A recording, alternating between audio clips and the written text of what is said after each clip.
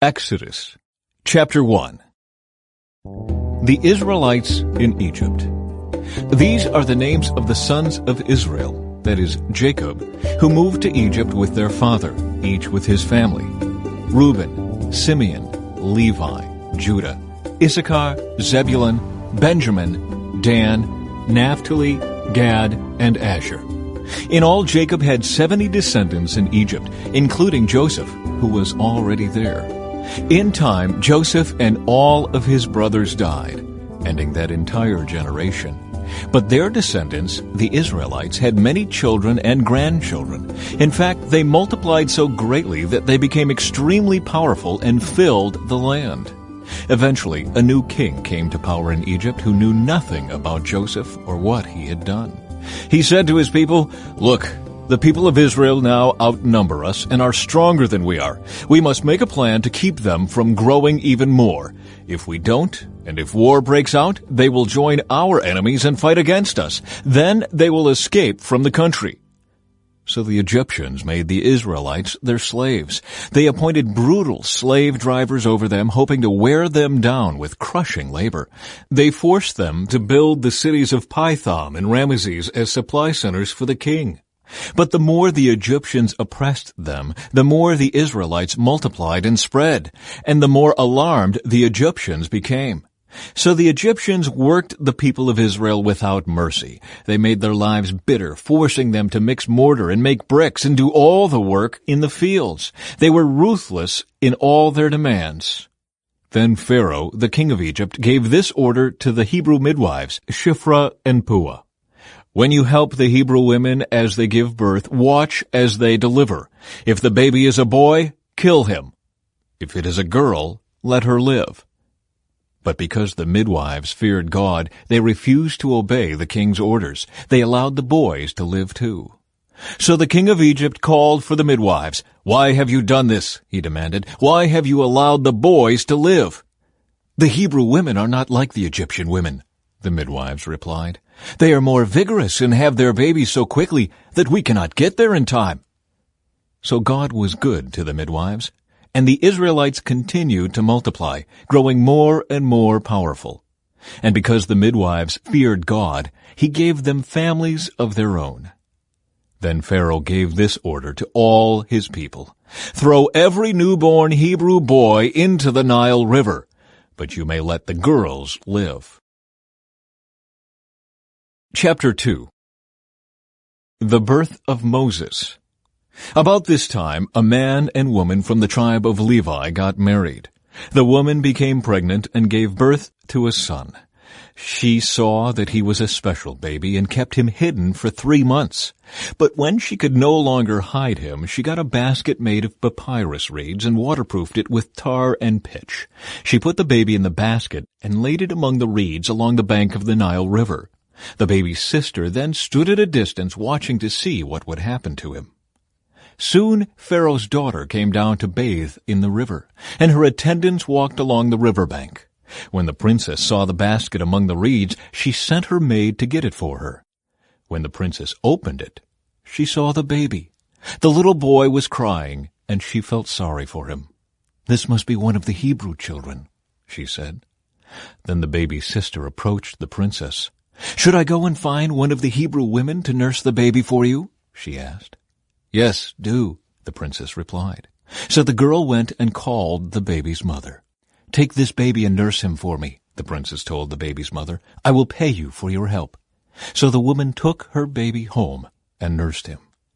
Later, when the boy was older, his mother brought him back to Pharaoh's daughter, who adopted him as her own son. The princess named him Moses, for she explained, "I lifted him out of the water." Moses escapes to Midian. Many years later, when Moses had grown up, he went out to visit his own people, the Hebrews, and he saw how hard they were forced to work. During his visit, he saw an Egyptian beating one of his fellow Hebrews. After looking in all directions to make sure no one was watching, Moses killed the Egyptian and hid the body in the sand. The next day, when Moses went out to visit his people again, he saw 2 Hebrew men fighting. "Why are you beating up your friend?" Moses said to the one who had started the fight. The man replied, "Who appointed you to be our prince and judge? Are you going to kill me as you killed that Egyptian yesterday?" Then Moses was afraid, thinking, "Everyone knows what I did." And sure enough, Pharaoh heard what had happened, and he tried to kill Moses. But Moses fled from Pharaoh and went to live in the land of Midian. When Moses arrived in Midian, he sat down beside a well. Now the priest of Midian had 7 daughters who came as usual to draw water and fill the water troughs for their father's flocks. But some other shepherds came and chased them away. So Moses jumped up and rescued the girls from the shepherds. Then he drew water for their flocks. When the girls returned to Reuel, their father, he asked, "Why are you back so soon today?" "An Egyptian rescued us from the shepherds," they answered. "And then he drew water for us and watered our flocks." "Then where is he?" their father asked. "Why did you leave him there? Invite him to come and eat with us." Moses accepted the invitation, and he settled there with him. In time, Reuel gave Moses his daughter Zipporah to be his wife. Later she gave birth to a son, and Moses named him Gershom, for he explained, "I have been a foreigner in a foreign land." Years passed, and the king of Egypt died.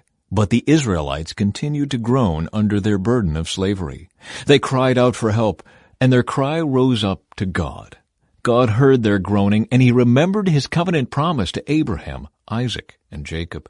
He looked down on the people of Israel and knew it was time to act. Chapter 3. Moses and the Burning Bush. One day Moses was tending the flock of his father-in-law Jethro, the priest of Midian. He led the flock far into the wilderness and came to Sinai, the mountain of God. There, the angel of the Lord appeared to him in a blazing fire from the middle of a bush. Moses stared in amazement.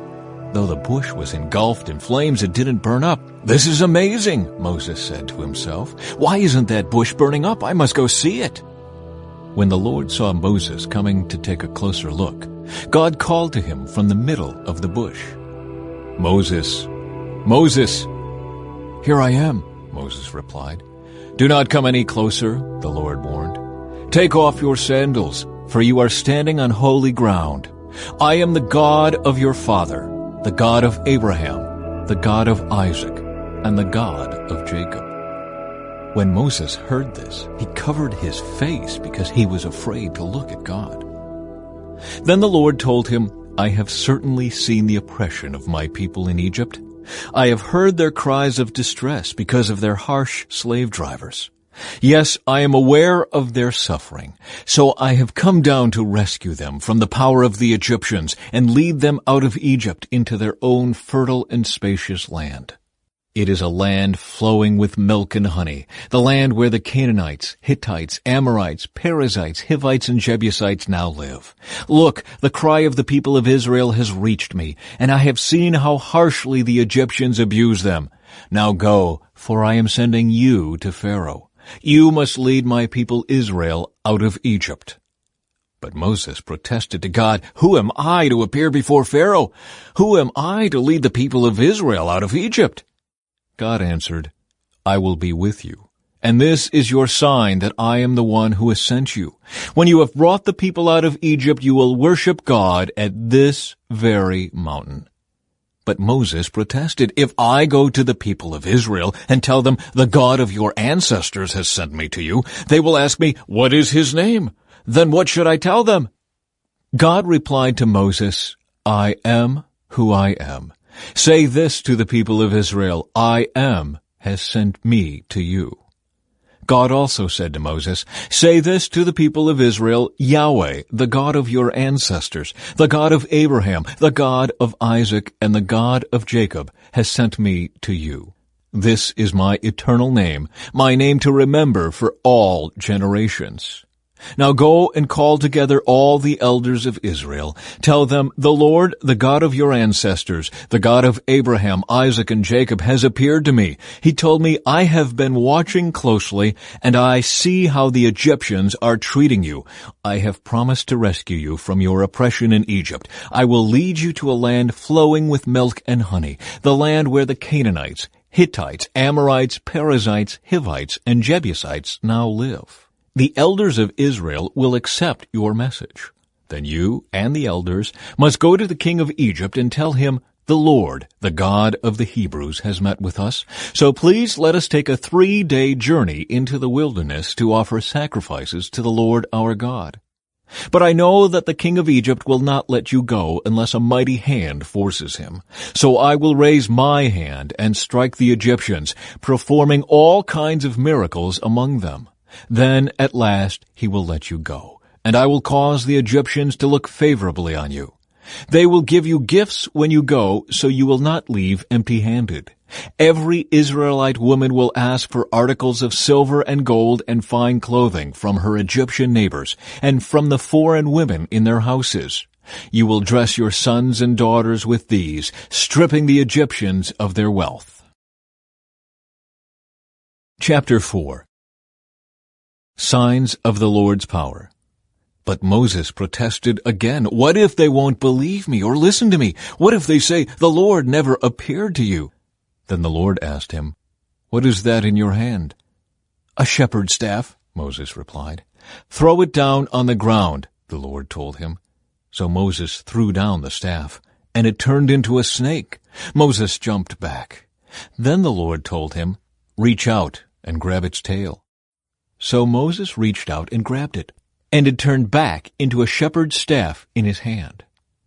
"Perform this sign," the Lord told him. "Then they will believe that the Lord, the God of their ancestors, the God of Abraham, the God of Isaac, and the God of Jacob, really has appeared to you." Then the Lord said to Moses, "Now put your hand inside your cloak." So Moses put his hand inside his cloak, and when he took it out again, his hand was white as snow with a severe skin disease. "Now put your hand back into your cloak," the Lord said. So Moses put his hand back in, and when he took it out again, it was as healthy as the rest of his body. The Lord said to Moses, "If they do not believe you and are not convinced by the first miraculous sign, they will be convinced by the second sign. And if they don't believe you or listen to you even after these 2 signs, then take some water from the Nile River and pour it out on the dry ground.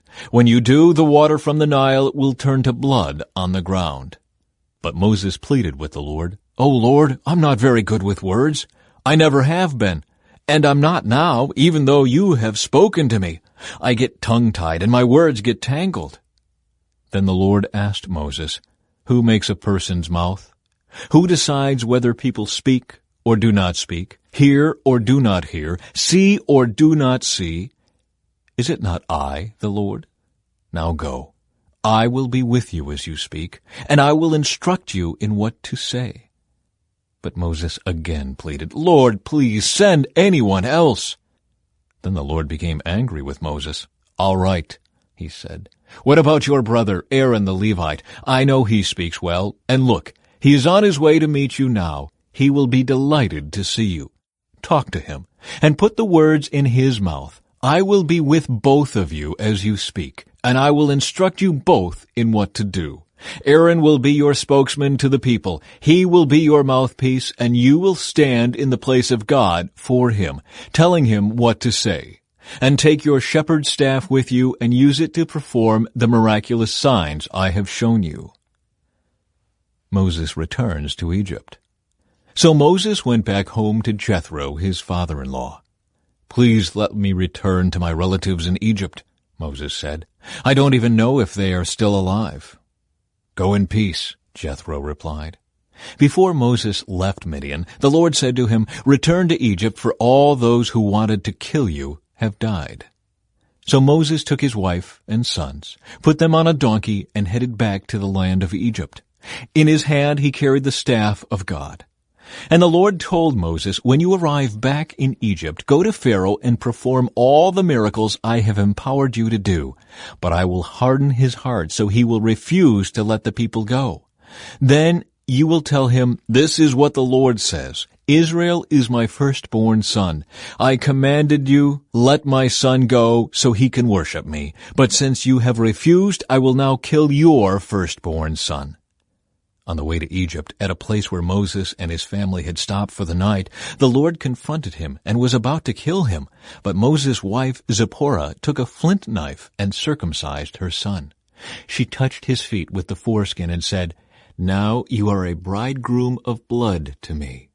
When she said a bridegroom of blood, she was referring to the circumcision. After that, the Lord left him alone. Now the Lord had said to Aaron, "Go out into the wilderness to meet Moses." So Aaron went and met Moses at the mountain of God, and he embraced him. Moses then told Aaron everything the Lord had commanded him to say, and he told him about the miraculous signs the Lord had commanded him to perform. Then Moses and Aaron returned to Egypt and called all the elders of Israel together. Aaron told them everything the Lord had told Moses, and Moses performed the miraculous signs as they watched. Then the people of Israel were convinced that the Lord had sent Moses and Aaron. When they heard that the Lord was concerned about them and had seen their misery, they bowed down and worshipped. Chapter 5. Moses and Aaron speak to Pharaoh. After this presentation to Israel's leaders, Moses and Aaron went and spoke to Pharaoh. They told him, "This is what the Lord, the God of Israel, says. Let my people go so they may hold a festival in my honor in the wilderness." "Is that so?" retorted Pharaoh. "And who is the Lord? Why should I listen to him and let Israel go? I don't know the Lord, and I will not let Israel go." But Aaron and Moses persisted. "The God of the Hebrews has met with us," they declared. "So let us take a 3-day journey into the wilderness so we can offer sacrifices to the Lord our God. If we don't, he will kill us with a plague or with the sword." Pharaoh replied, "Moses and Aaron, why are you distracting the people from their tasks? Get back to work. Look, there are many of your people in the land, and you are stopping them from their work." Making bricks without straw. That same day, Pharaoh sent this order to the Egyptian slave drivers and the Israelite foremen. "Do not supply any more straw for making bricks. Make the people get it themselves, but still require them to make the same number of bricks as before. Don't reduce the quota. They are lazy. That's why they are crying out, 'Let us go and offer sacrifices to our God.' Load them down with more work. Make them sweat. That will teach them to listen to lies." So the slave drivers and foremen went out and told the people, "This is what Pharaoh says. I will not provide any more straw for you. Go and get it yourselves. Find it wherever you can, but you must produce just as many bricks as before." So the people scattered throughout the land of Egypt in search of stubble to use as straw. Meanwhile, the Egyptian slave drivers continued to push hard. "Meet your daily quota of bricks, just as you did when we provided you with straw," they demanded. Then they whipped the Israelite foremen they had put in charge of the work crews. "Why haven't you met your quotas either yesterday or today?" they demanded. So the Israelite foremen went to Pharaoh and pleaded with him. "Please don't treat your servants like this," they begged. "We are given no straw, but the slave drivers still demand make bricks. We are being beaten, but it isn't our fault. Your own people are to blame." But Pharaoh shouted, "You're just lazy, lazy. That's why you're saying, 'Let us go and offer sacrifices to the Lord.' Now get back to work. No straw will be given to you, but you must still produce the full quota of bricks." The Israelite foremen could see that they were in serious trouble when they were told, "You must not reduce the number of bricks you make each day." As they left Pharaoh's court, they confronted Moses and Aaron, who were waiting outside for them. The foreman said to them, "May the Lord judge and punish you for making us stink before Pharaoh and his officials. You have put a sword into their hands, an excuse to kill us."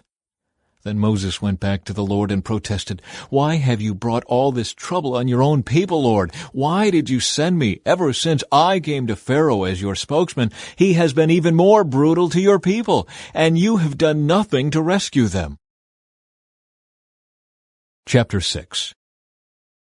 Promises of deliverance. Then the Lord told Moses, "Now you will see what I will do to Pharaoh. When he feels the force of my strong hand, he will let the people go. In fact, he will force them to leave his land." And God said to Moses, "I am Yahweh, the Lord. I appeared to Abraham, to Isaac, and to Jacob as El Shaddai, God Almighty, but I did not reveal my name, Yahweh, to them. And I reaffirmed my covenant with them. Under its terms I promised to give them the land of Canaan, where they were living as foreigners. You can be sure that I have heard the groans of the people of Israel, who are now slaves to the Egyptians, and I am well aware of my covenant with them. Therefore say to the people of Israel, I am the Lord. I will free you from your oppression and will rescue you from your slavery in Egypt. I will redeem you with a powerful arm and great acts of judgment. I will claim you as my own people, and I will be your God. Then you will know that I am the Lord your God, who has freed you from your oppression in Egypt.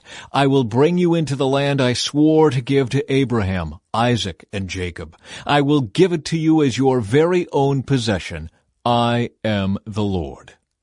So Moses told the people of Israel what the Lord had said, but they refused to listen any more. They had become too discouraged by the brutality of their slavery. Then the Lord said to Moses, Go back to Pharaoh, the king of Egypt, and tell him to let the people of Israel leave his country. But Lord, Moses objected, my own people won't listen to me anymore. How can I expect Pharaoh to listen? I'm such a clumsy speaker. But the Lord spoke to Moses and Aaron and gave them orders for the Israelites and for Pharaoh, the king of Egypt. The Lord commanded Moses and Aaron to lead the people of Israel out of Egypt. The ancestors of Moses and Aaron. These are the ancestors of some of the clans of Israel. The sons of Reuben, Israel's oldest son, were Hanok, Palu, Hezron, and Carmi. Their descendants became the clans of Reuben. The sons of Simeon were Jemuel, Jamin, Ohad, Jachin, Zohar, and Shaul. Shaul's mother was a Canaanite woman. Their descendants became the clans of Simeon. These are the descendants of Levi, as listed in their family records. The sons of Levi were Gershon, Kohath, and Merari. Levi lived to be 137 years old. The descendants of Gershon included Libni and Shimei, each of whom became the ancestor of a clan. The descendants of Kohath included Amram, Izhar, Hebron, and Uzziel. Kohath lived to be 133 years old. The descendants of Merari included Melai and Mushai. These are the clans of the Levites as listed in their family records. Amram married his father's sister Jochebed, and she gave birth to his sons Aaron and Moses. Amram lived to be 137 years old. The sons of Izhar were Korah, Nepheg, and Zikri. The sons of Uzziel were Mishael, Elzaphan, and Zithri. Aaron married Elisheba, the daughter of Amminadab and sister of Nashon, and she gave birth to his sons Nadab, Abihu, Eleazar, and Ithamar. The sons of Korah were Aser, Elkanah, and Abiasaph. Their descendants became the clans of Korah. Eleazar, son of Aaron, married one of the daughters of Putiel, and she gave birth to his son Phinehas. These are the ancestors of the Levite families listed according to their clans.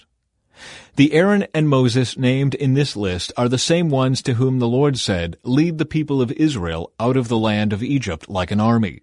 It was Moses and Aaron who spoke to Pharaoh, the king of Egypt, about leading the people of Israel out of Egypt.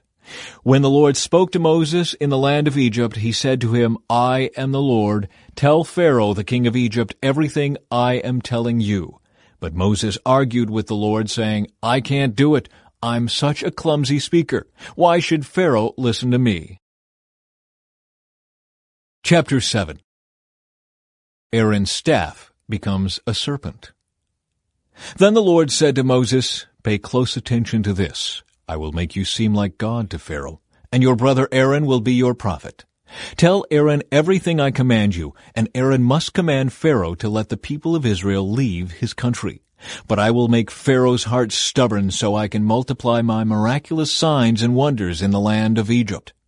Even then Pharaoh will refuse to listen to you, so I will bring down my fist on Egypt. Then I will rescue my forces, my people, the Israelites, from the land of Egypt with great acts of judgment.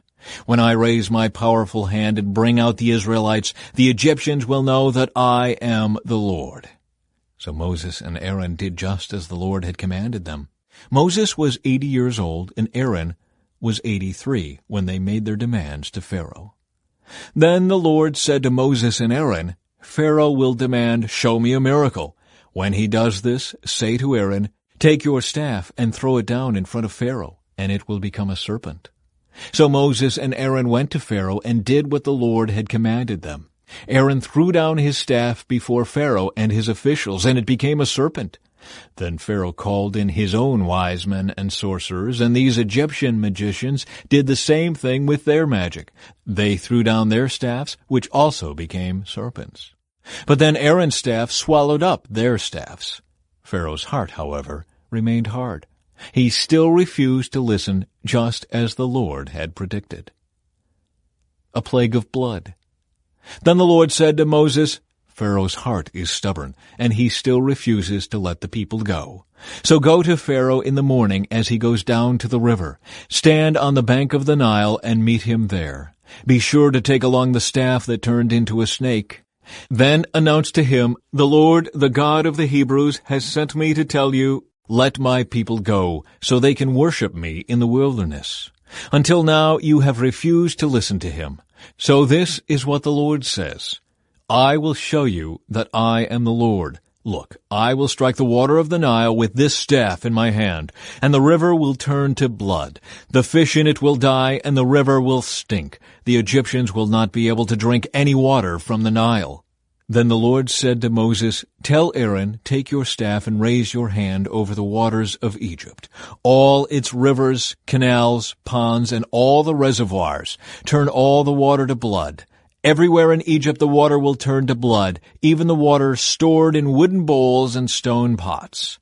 So Moses and Aaron did just as the Lord commanded them. As Pharaoh and all of his officials watched, Aaron raised his staff and struck the water of the Nile.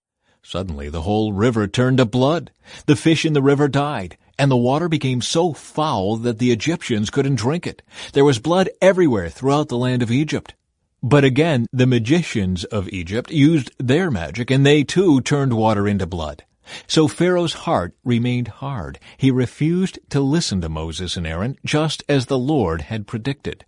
Pharaoh returned to his palace and put the whole thing out of his mind.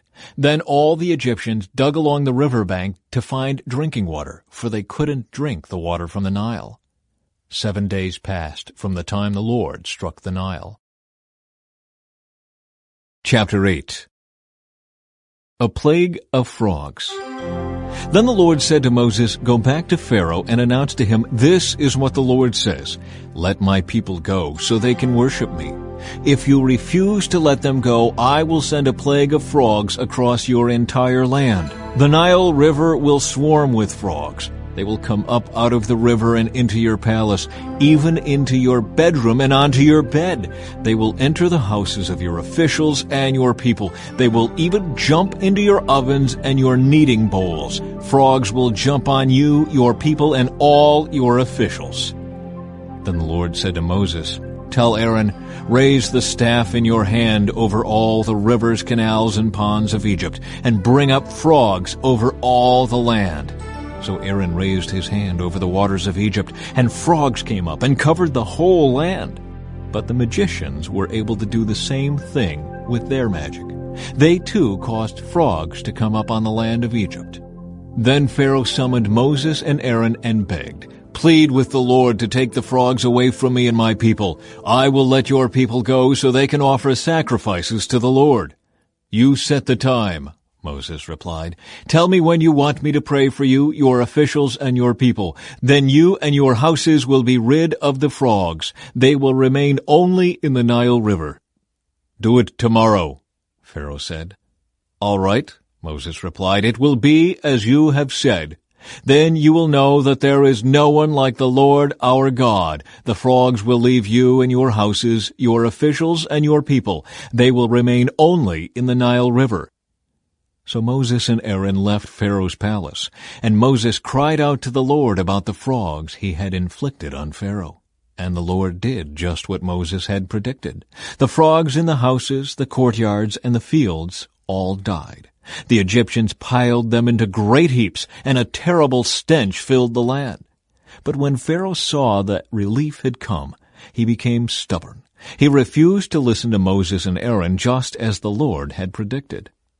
A plague of gnats.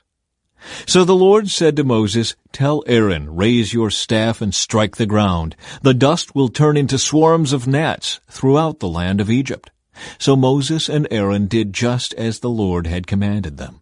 When Aaron raised his hand and struck the ground with his staff, gnats infested the entire land, covering the Egyptians and their animals.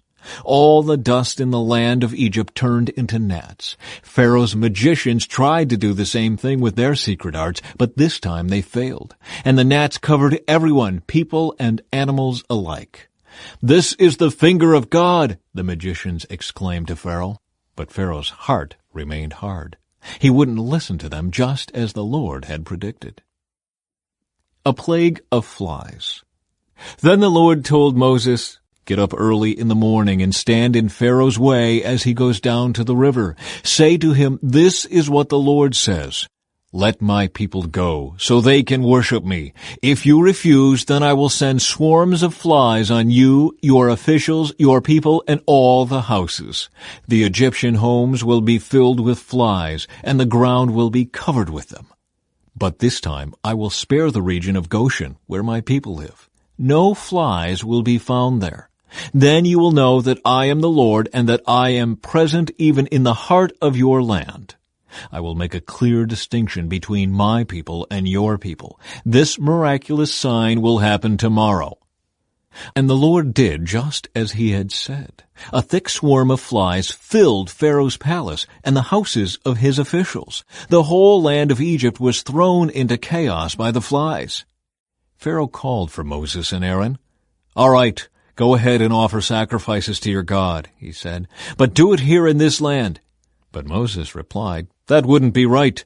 The Egyptians detest the sacrifices that we offer to the Lord our God. Look, if we offer our sacrifices here where the Egyptians can see us, they will stone us. We must take a 3-day trip into the wilderness to offer sacrifices to the Lord our God, just as he has commanded us." "All right, go ahead," Pharaoh replied. "I will let you go into the wilderness to offer sacrifices to the Lord your God, but don't go too far away. Now hurry and pray for me."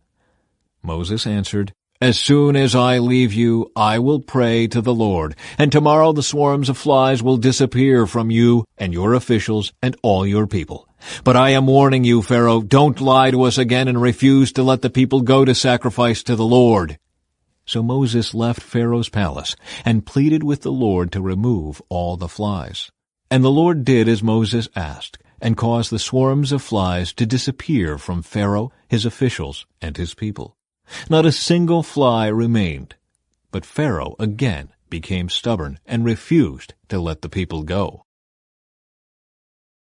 Chapter 9. A plague against livestock. "Go back to Pharaoh," the Lord commanded Moses.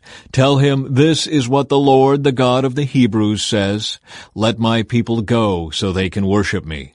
If you continue to hold them and refuse to let them go, the hand of the Lord will strike all your livestock, your horses, donkeys, camels, cattle, sheep, and goats, with a deadly plague. But the Lord will again make a distinction between the livestock of the Israelites and that of the Egyptians. Not a single one of Israel's animals will die.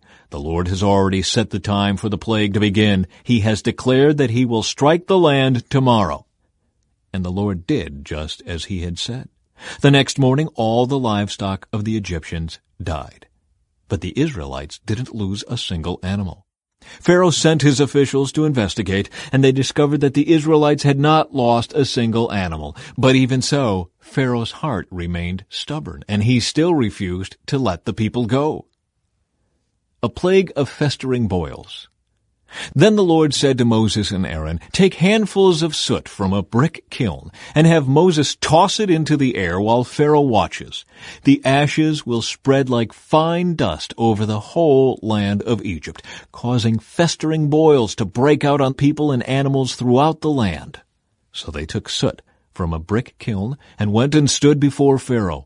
As Pharaoh watched, Moses threw the soot into the air, and boils broke out on people and animals alike. Even the magicians were unable to stand before Moses, because the boils had broken out on them and all the Egyptians.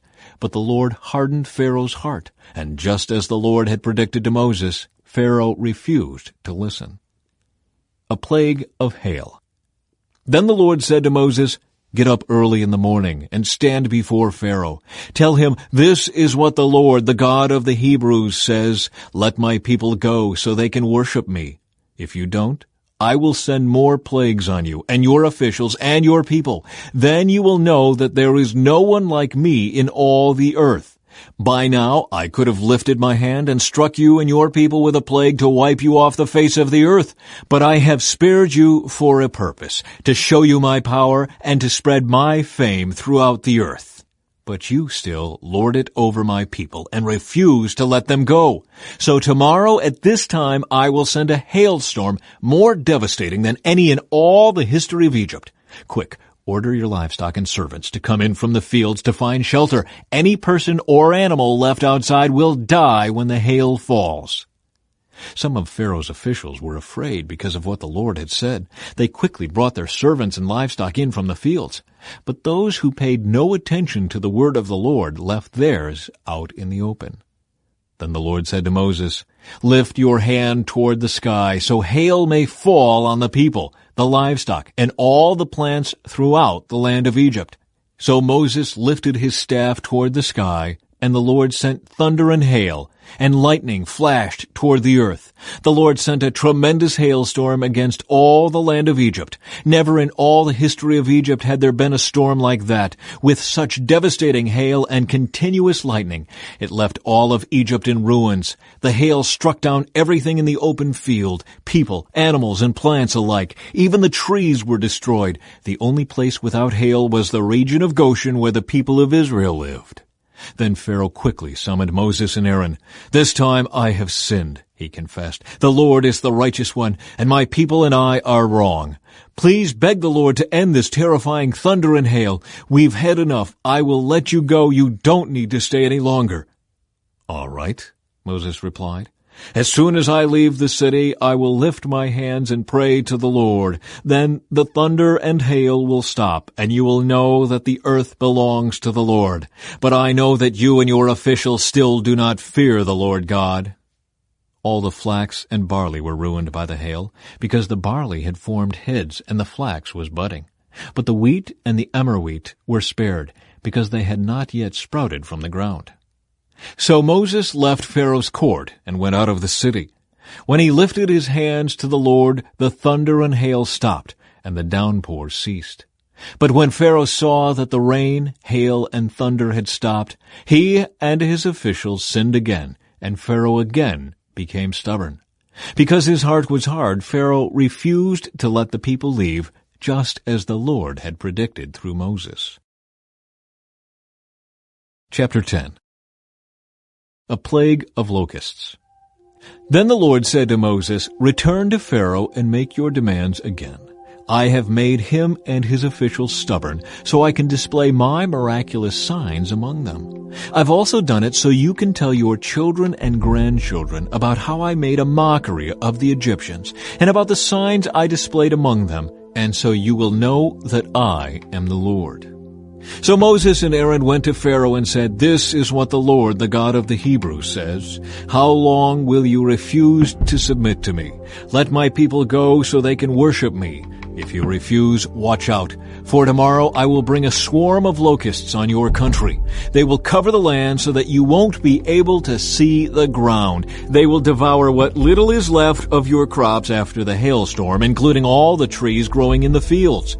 They will overrun your palaces and the homes of your officials and all the houses in Egypt. Never in the history of Egypt have your ancestors seen a plague like this one." And with that, Moses turned and left Pharaoh. Pharaoh's officials now came to Pharaoh and appealed to him. "How long will you let this man hold us hostage? Let the men go to worship the Lord their God. Don't you realize that Egypt lies in ruins?" So Moses and Aaron were brought back to Pharaoh. "All right," he told them, "go and worship the Lord your God. But who exactly will be going with you?" Moses replied, "We will all go, young and old, our sons and daughters, and our flocks and herds. We must all join together in celebrating a festival to the Lord."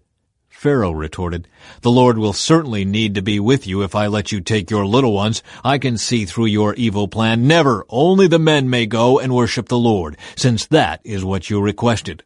And Pharaoh threw them out of the palace. Then the Lord said to Moses, "Raise your hand over the land of Egypt to bring on the locusts. Let them cover the land and devour every plant that survived the hailstorm." So Moses raised his staff over Egypt, and the Lord caused an east wind to blow over the land all that day and through the night. When morning arrived, the east wind had brought the locusts. And the locusts swarmed over the whole land of Egypt, settling in dense swarms from one end of the country to the other. It was the worst locust plague in Egyptian history, and there has never been another one like it. For the locusts covered the whole country and darkened the land. They devoured every plant in the fields and all the fruit on the trees that had survived the hailstorm. Not a single leaf was left on the trees and plants throughout the land of Egypt.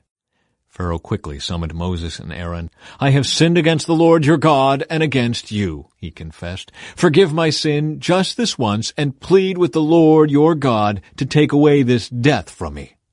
So Moses left Pharaoh's court and pleaded with the Lord. The Lord responded by shifting the wind, and the strong west wind blew the locusts into the Red Sea. Not a single locust remained in all the land of Egypt, but the Lord hardened Pharaoh's heart again. So he refused to let the people go. A plague of darkness. Then the Lord said to Moses, "Lift your hand toward heaven, and the land of Egypt will be covered with a darkness so thick you can feel it." So Moses lifted his hand to the sky, and a deep darkness covered the entire land of Egypt for 3 days. During all that time the people could not see each other, and no one moved. But there was light as usual where the people of Israel lived. Finally, Pharaoh called for Moses. "Go and worship the Lord," he said, "but leave your flocks and herds here. You may even take your little ones with you." "No," Moses said, "you must provide us with animals for sacrifices and burnt offerings to the Lord our God. All our livestock must go with us too. Not a hoof can be left behind. We must choose our sacrifices for the Lord our God from among these animals, and we won't know how we are to worship the Lord until we get there." But the Lord hardened Pharaoh's heart once more, and he would not let them go. "Get out of here," Pharaoh shouted at Moses. "I'm warning you, never come back to see me again. The day you see my face, you will die." "Very well," Moses replied. "I will never see your face again." Chapter 11. Death for Egypt's firstborn. Then the Lord said to Moses, "I will strike Pharaoh and the land of Egypt with one more blow. After that, Pharaoh will let you leave this country. In fact, he will be so eager to get rid of you that he will force you all to leave. Tell all the Israelite men and women to ask their Egyptian neighbors for articles of silver and gold." Now the Lord had caused the Egyptians to look favorably on the people of Israel, and Moses was considered a very great man in the land of Egypt, respected by Pharaoh's officials and the Egyptian people alike. Moses had announced to Pharaoh, "This is what the Lord says. At midnight tonight I will pass through the heart of Egypt. All the firstborn sons will die in every family in Egypt, from the oldest son of Pharaoh who sits on his throne to the oldest son of his lowliest servant girl who grinds the flour. Even the firstborn of all the livestock will die. Then a loud wail will rise throughout the land of Egypt, a wail like no one has heard before or will ever hear again. But among the Israelites it will be so peaceful that not even a dog will bark. Then you will know that the Lord makes a distinction between the Egyptians and the Israelites. All the officials of Egypt will run to me and fall to the ground before me. 'Please leave,' they will beg. 'Hurry and take all your followers with you. Only then will I go.'" Then, burning with anger, Moses left Pharaoh. Now the Lord had told Moses earlier, "Pharaoh will not listen to you, but then I will do even more mighty miracles in the land of Egypt." Moses and Aaron performed these miracles in Pharaoh's presence, but the Lord hardened Pharaoh's heart, and he wouldn't let the Israelites leave the country. Chapter 12. The First Passover. While the Israelites were still in the land of Egypt, the Lord gave the following instructions to Moses and Aaron. From now on, this month will be the first month of the year for you. Announce to the whole community of Israel that on the 10th day of this month, each family must choose a lamb or a young goat for a sacrifice, one animal for each household. If a family is too small to eat a whole animal, let them share with another family in the neighborhood. Divide the animal according to the size of each family and how much they can eat. The animal you select must be a 1-year-old male, either a sheep or a goat, with no defects. Take special care of this chosen animal until the evening of the 14th day of this first month. Then the whole assembly of the community of Israel must slaughter their lamb or young goat at twilight. They are to take some of the blood and smear it on the sides and top of the door frames of the houses where they eat the animal.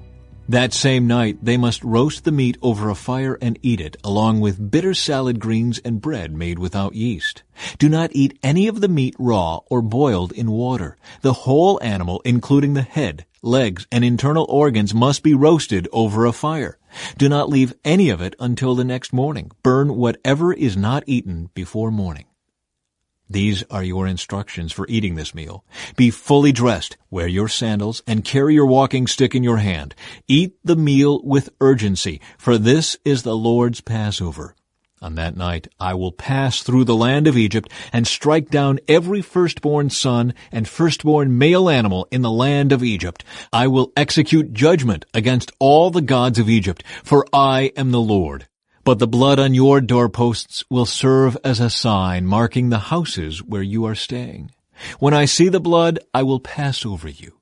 This plague of death will not touch you when I strike the land of Egypt. This is a day to remember.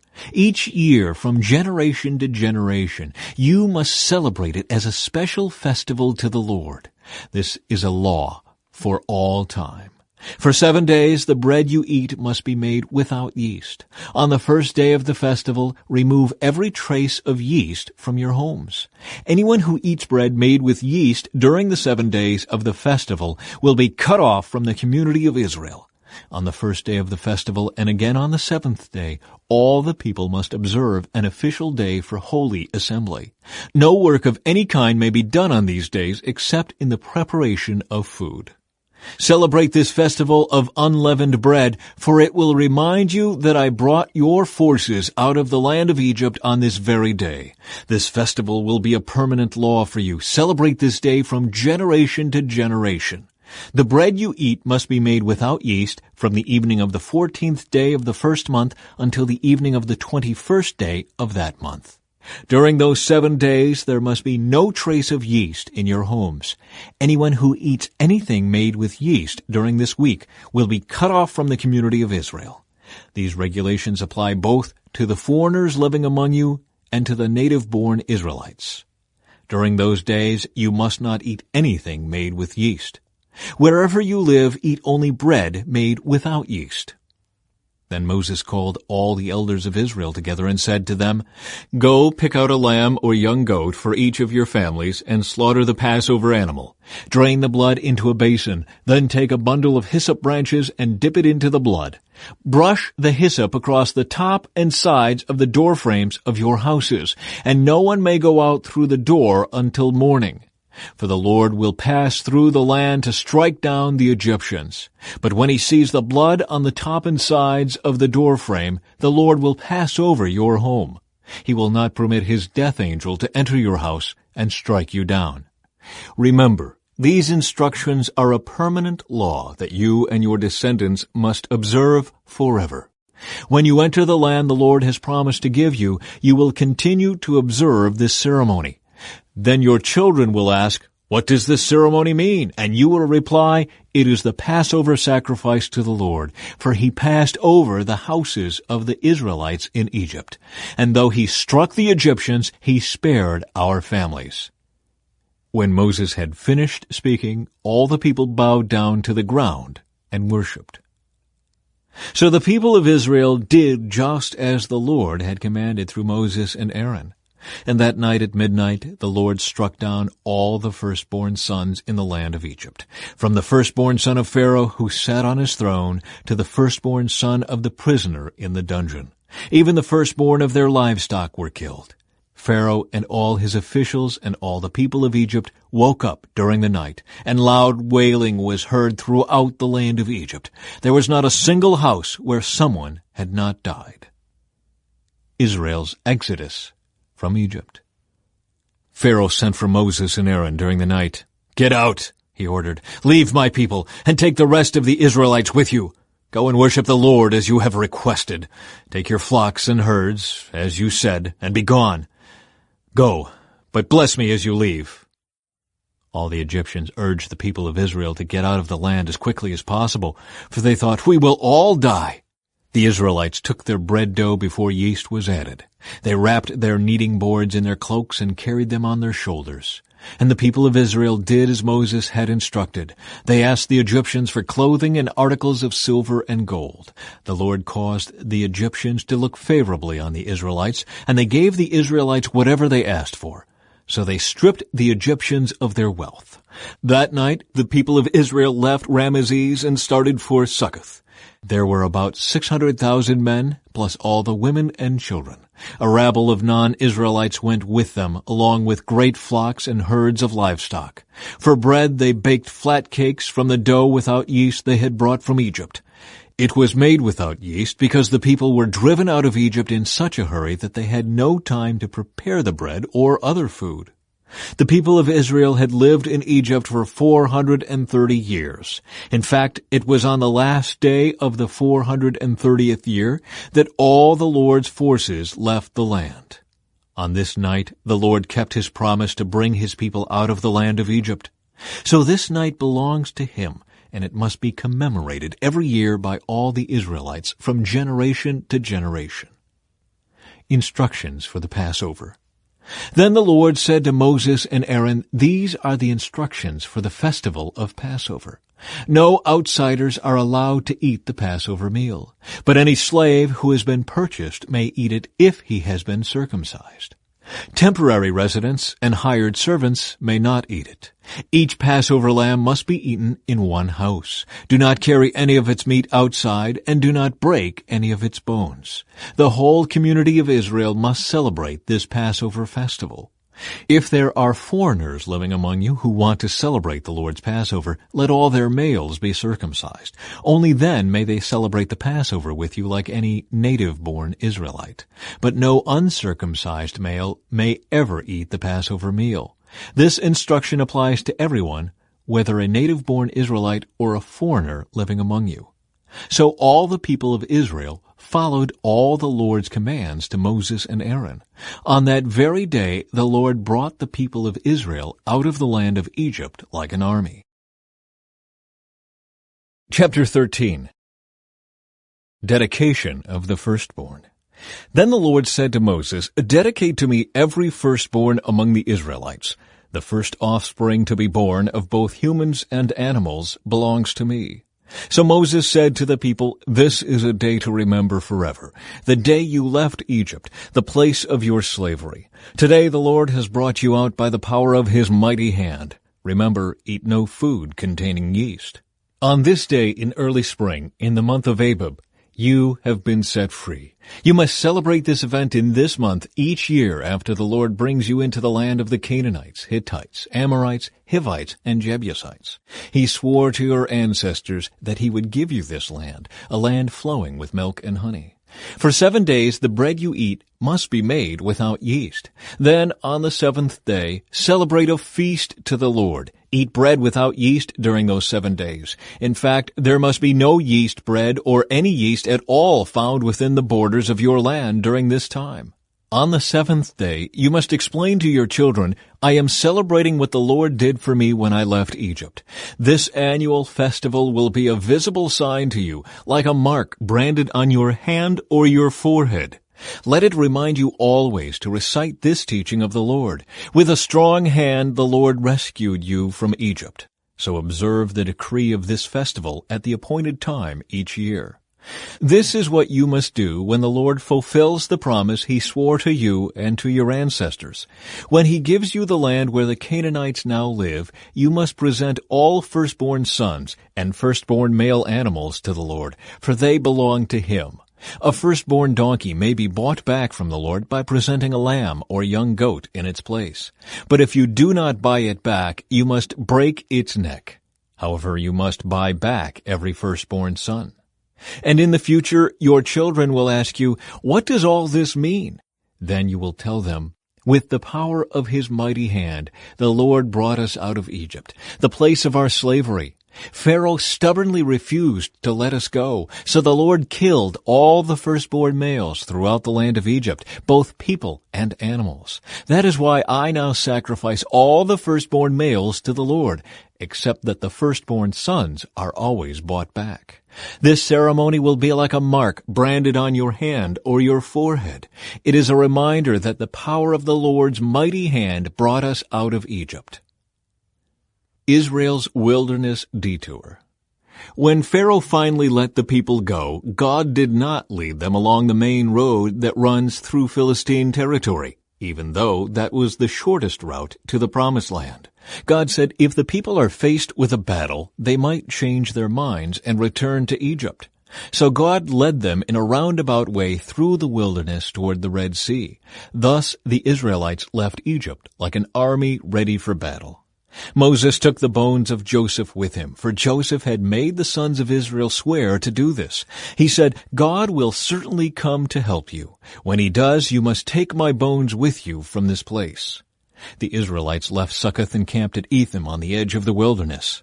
The Lord went ahead of them. He guided them during the day with a pillar of cloud, and he provided light at night with a pillar of fire. This allowed them to travel by day or by night. And the Lord did not remove the pillar of cloud or pillar of fire from its place in front of the people. Chapter 14. Then the Lord gave these instructions to Moses. Order the Israelites to turn back and camp by Pi-hahiroth between Migdol and the sea. Camp there along the shore across from Baal-zephon. Then Pharaoh will think, "The Israelites are confused. They are trapped in the wilderness." And once again I will harden Pharaoh's heart, and he will chase after you. I have planned this in order to display my glory through Pharaoh and his whole army. After this the Egyptians will know that I am the Lord. So the Israelites camped there as they were told. The Egyptians pursue Israel. When word reached the king of Egypt that the Israelites had fled, Pharaoh and his officials changed their minds. "What have we done, letting all those Israelite slaves get away?" they asked. So Pharaoh harnessed his chariot and called up his troops. He took with him 600 of Egypt's best chariots, along with the rest of the chariots of Egypt, each with its commander. The Lord hardened the heart of Pharaoh, the king of Egypt, so he chased after the people of Israel, who had left with fists raised in defiance. The Egyptians chased after them with all the forces in Pharaoh's army, all his horses and chariots, his charioteers and his troops. The Egyptians caught up with the people of Israel as they were camped beside the shore near Pi-hahiroth across from Baal-zephon. As Pharaoh approached, the people of Israel looked up and panicked when they saw the Egyptians overtaking them. They cried out to the Lord, and they said to Moses, "Why did you bring us out here to die in the wilderness? Weren't there enough graves for us in Egypt? What have you done to us? Why did you make us leave Egypt? Didn't we tell you this would happen while we were still in Egypt? We said, 'Leave us alone, let us be slaves to the Egyptians.' It's better to be a slave in Egypt than a corpse in the wilderness." But Moses told the people, "Don't be afraid. Just stand still and watch the Lord rescue you today. The Egyptians you see today will never be seen again. The Lord himself will fight for you. Just stay calm." Escape through the Red Sea. Then the Lord said to Moses, "Why are you crying out to me? Tell the people to get moving. Pick up your staff and raise your hand over the sea. Divide the water so the Israelites can walk through the middle of the sea on dry ground." And I will harden the hearts of the Egyptians, and they will charge in after the Israelites. My great glory will be displayed through Pharaoh and his troops, his chariots, and his charioteers. When my glory is displayed through them, all Egypt will see my glory and know that I am the Lord." Then the angel of God, who had been leading the people of Israel, moved to the rear of the camp. The pillar of cloud also moved from the front and stood behind them. The cloud settled between the Egyptian and Israelite camps. As darkness fell, the cloud turned to fire, lighting up the night. But the Egyptians and Israelites did not approach each other all night. Then Moses raised his hand over the sea, and the Lord opened up a path through the water with a strong east wind. The wind blew all that night, turning the seabed into dry land. So the people of Israel walked through the middle of the sea on dry ground with walls of water on each side. Then the Egyptians, all of Pharaoh's horses, chariots, and charioteers, chased them into the middle of the sea. But just before dawn, the Lord looked down on the Egyptian army from the pillar of fire and cloud, and he threw their forces into total confusion. He twisted their chariot wheels, making their chariots difficult to drive. "Let's get out of here, away from these Israelites," the Egyptians shouted. "The Lord is fighting for them against Egypt." When all the Israelites had reached the other side, the Lord said to Moses, "Raise your hand over the sea again. Then the waters will rush back and cover the Egyptians and their chariots and charioteers." So as the sun began to rise, Moses raised his hand over the sea, and the water rushed back into its usual place. The Egyptians tried to escape, but the Lord swept them into the sea. Then the waters returned and covered all the chariots and charioteers, the entire army of Pharaoh. Of all the Egyptians who had chased the Israelites into the sea, not a single one survived. But the people of Israel had walked through the middle of the sea on dry ground, as the water stood up like a wall on both sides. That is how the Lord rescued Israel from the hand of the Egyptians that day. And the Israelites saw the bodies of the Egyptians washed up on the seashore. When the people of Israel saw the mighty power that the Lord had unleashed against the Egyptians, they were filled with awe before him. They put their faith in the Lord and in his servant Moses.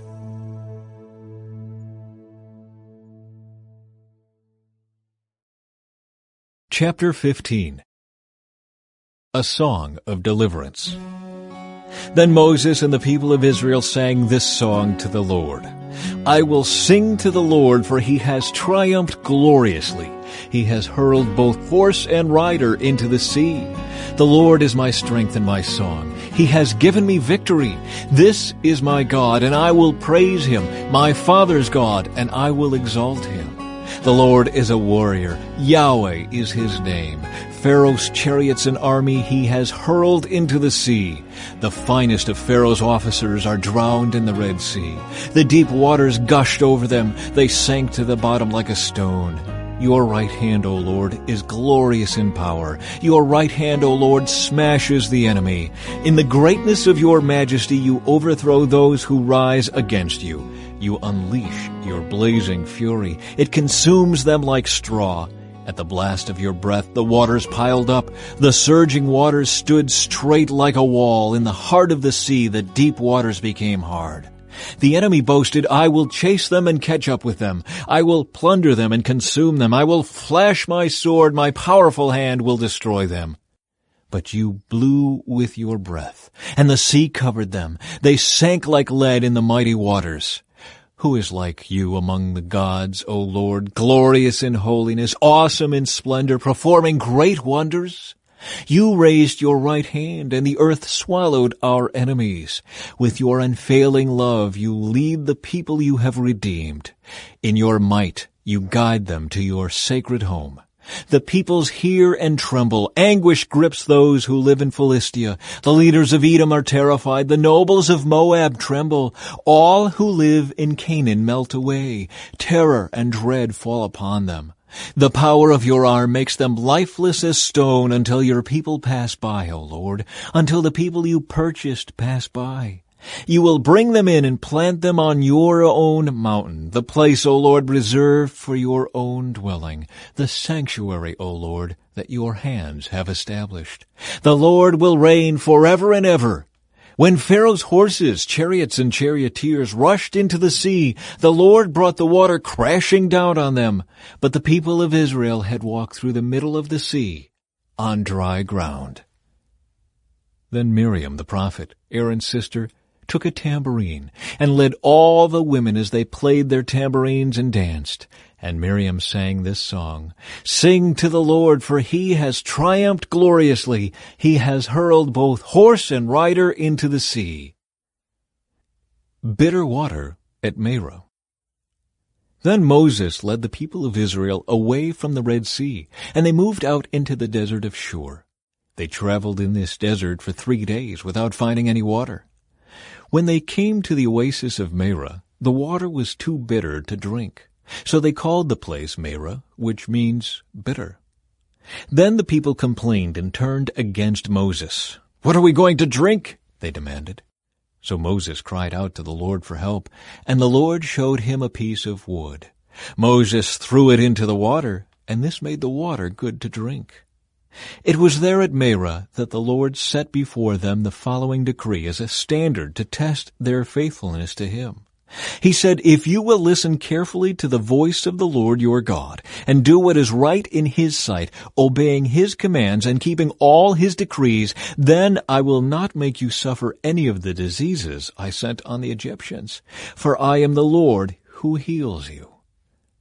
After leaving Marah, the Israelites traveled on to the oasis of Elim, where they found 12 springs and 70 palm trees. They camped there beside the water. Chapter 16. Manna and quail from heaven. Then the whole community of Israel set out from Elim and journeyed into the wilderness of Sin, between Elim and Mount Sinai. They arrived there on the 15th day of the 2nd month, 1 month after leaving the land of Egypt. There, too, the whole community of Israel complained about Moses and Aaron. "If only the Lord had killed us back in Egypt," they moaned. "There we sat around pots filled with meat and ate all the bread we wanted, but now you have brought us into this wilderness to starve us all to death." Then the Lord said to Moses, "Look, I'm going to rain down food from heaven for you. Each day the people can go out and pick up as much food as they need for that day. I will test them in this to see whether or not they will follow my instructions. On the 6th day they will gather food, and when they prepare it, there will be twice as much as usual." So Moses and Aaron said to all the people of Israel, "By evening you will realize it was the Lord who brought you out of the land of Egypt. In the morning you will see the glory of the Lord, because he has heard your complaints, which are against him, not against us. What have we done that you should complain about us?" Then Moses added, "The Lord will give you meat to eat in the evening and bread to satisfy you in the morning, for he has heard all your complaints against him. What have we done? Yes, your complaints are against the Lord, not against us." Then Moses said to Aaron, "Announce this to the entire community of Israel. Present yourselves before the Lord, for he has heard your complaining." And as Aaron spoke to the whole community of Israel, they looked out toward the wilderness. There they could see the awesome glory of the Lord in the cloud. Then the Lord said to Moses, "I have heard the Israelites' complaints. Now tell them, in the evening you will have meat to eat, and in the morning you will have all the bread you want. Then you will know that I am the Lord your God." That evening vast numbers of quail flew in and covered the camp, and the next morning the area around the camp was wet with dew.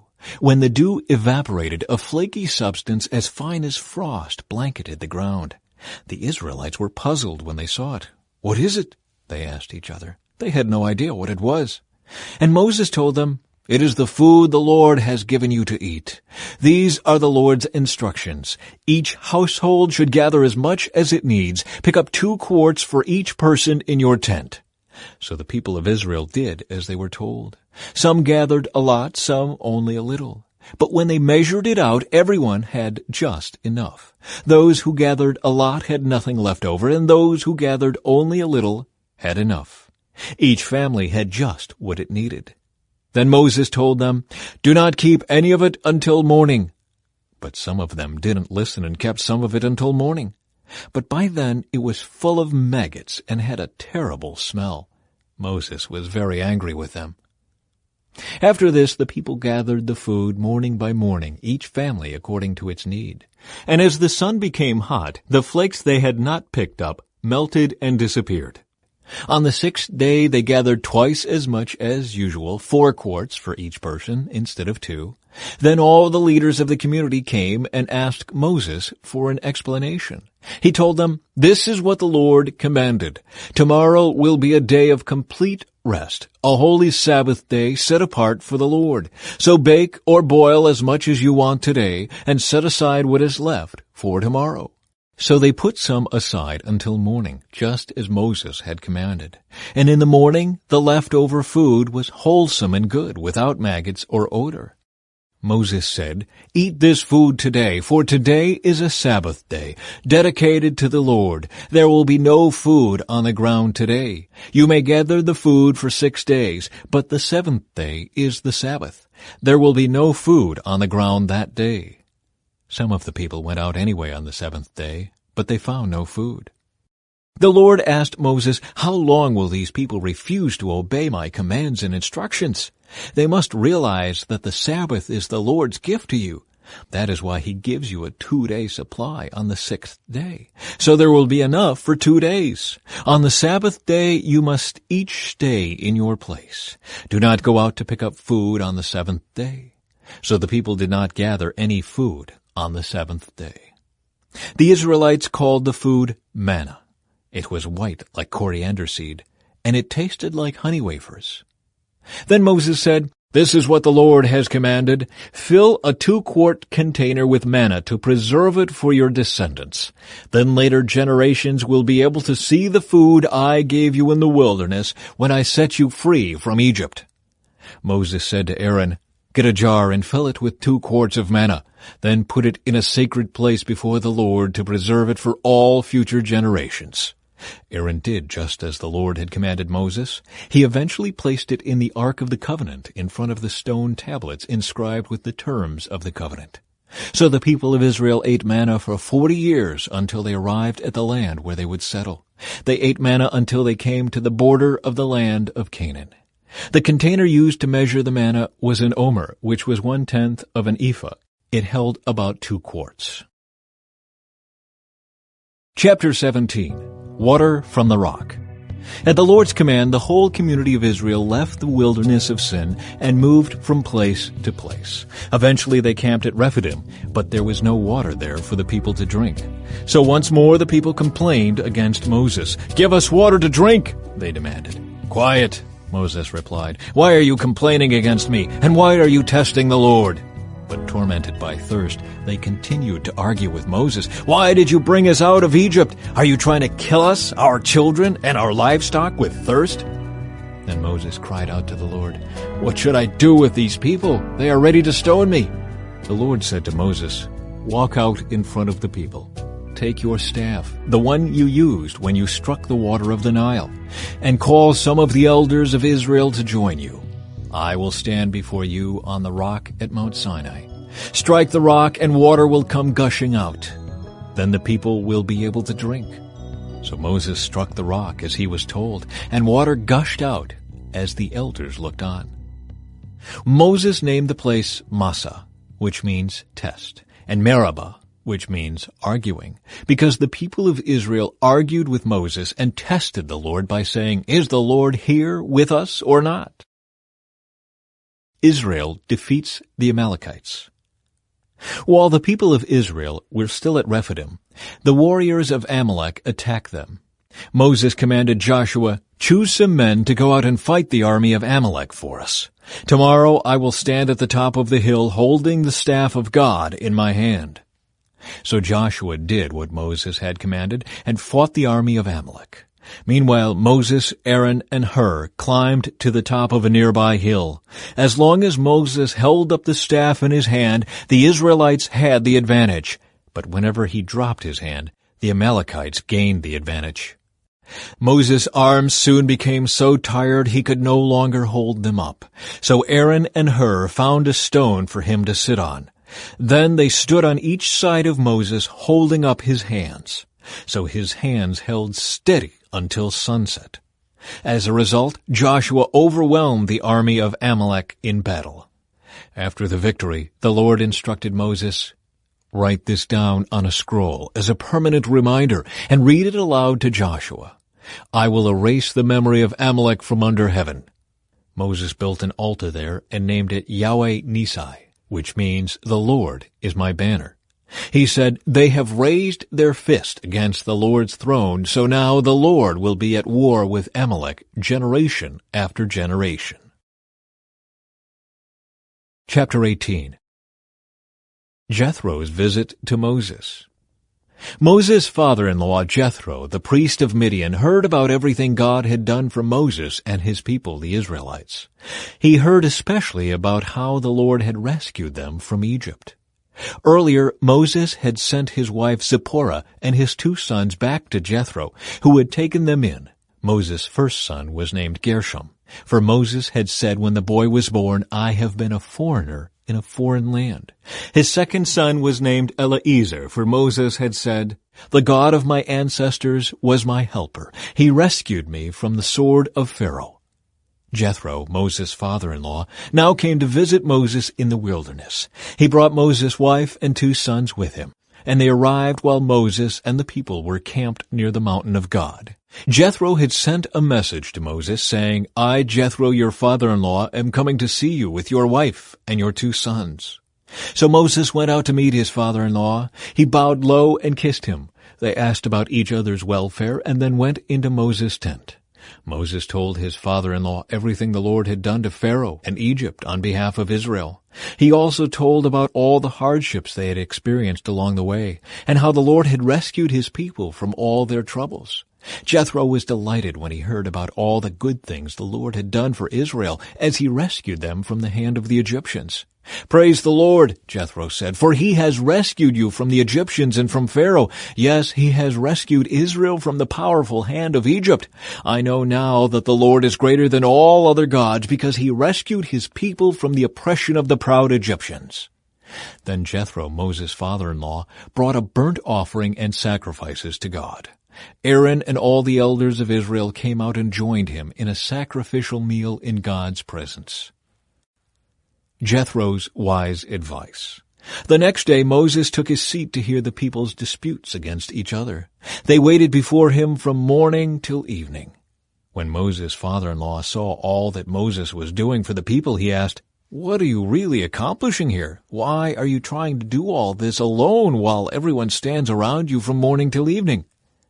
Moses replied, "Because the people come to me to get a ruling from God. When a dispute arises, they come to me, and I am the one who settles the case between the quarreling parties. I inform the people of God's decrees and give them his instructions." "This is not good," Moses' father-in-law exclaimed. "You're going to wear yourself out, and the people too. This job is too heavy a burden for you to handle all by yourself. Now listen to me, and let me give you a word of advice, and may God be with you. You should continue to be the people's representative before God, bringing their disputes to him. Teach them God's decrees and give them his instructions. Show them how to conduct their lives, but select from all the people some capable, honest men who fear God and hate bribes. Appoint them as leaders over groups of 1,000, 100, 50, and 10. They should always be available to solve the people's common disputes, but have them bring the major cases to you. Let the leaders decide the smaller matters themselves. They will help you carry the load, making the task easier for you.